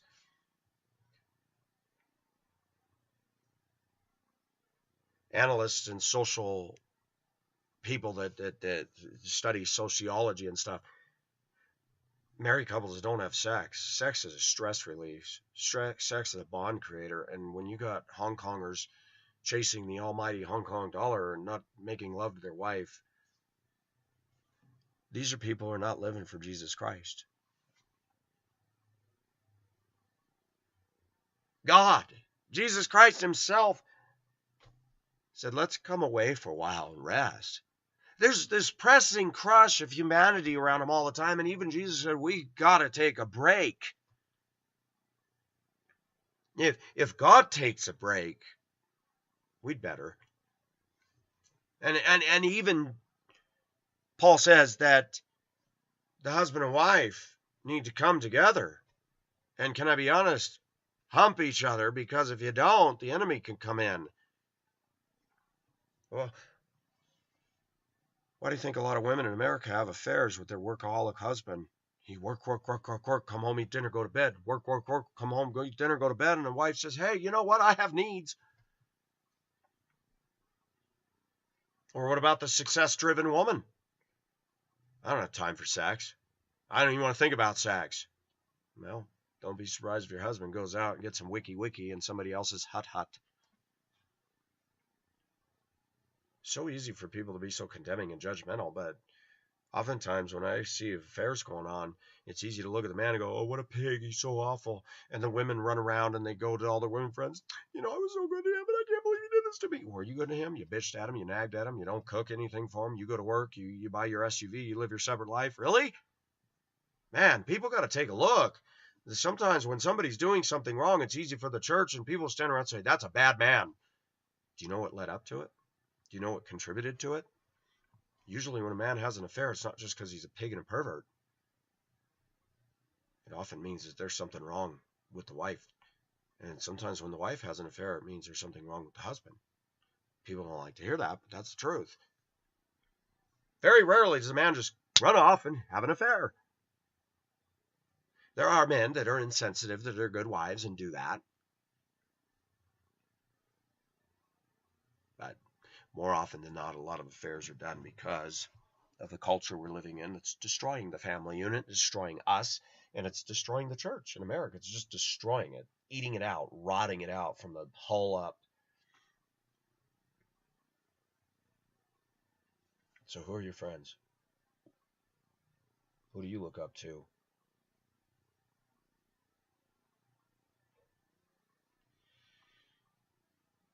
Pacific has had a good thing happen with this YouTube channel, and I like it. I've tried several times. I tried to entertain the idea of just shut your laptop, put it away, and don't use it again except for your online banking and emails. That's it. I thought, sheesh, and cut off my right foot. And if I did that, go to work, come home and read a book. I can't read a book when I come home from work. I'm all keyed up. I've been in traffic and obnoxious teens all day, and yeah, I'm going to come home and the principles of a godly man. No. I want to eat my dinner. I clean myself. I listen to some good music. I want to chat with a couple of my friends that are online.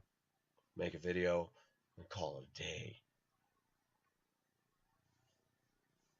You know, reading is important.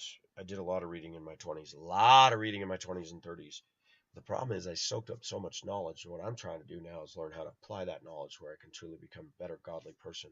And I'm godly. I'm godly because Christ calls me godly, the righteous. I'm a righteous man. But I want to get to a point where I start, ridding myself of behaviors of the flesh. And that's tough.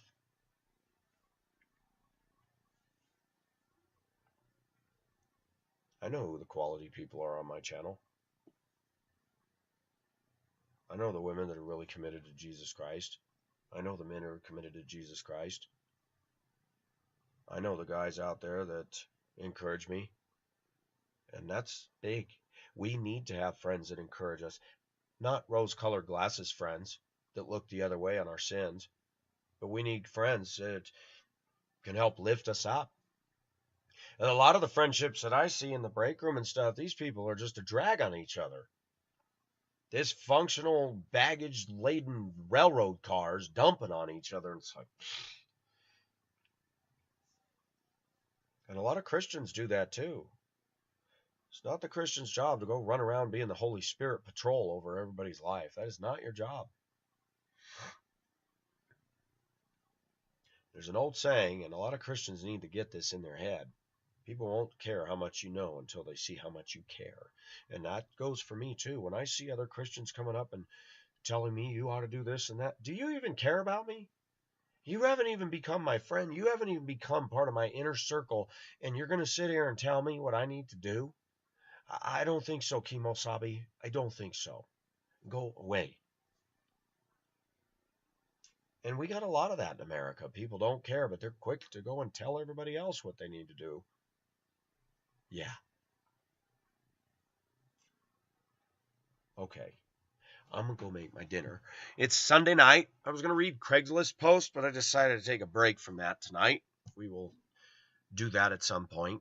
Not today, but this is Pacific. Think about friends. And think about that we all need them.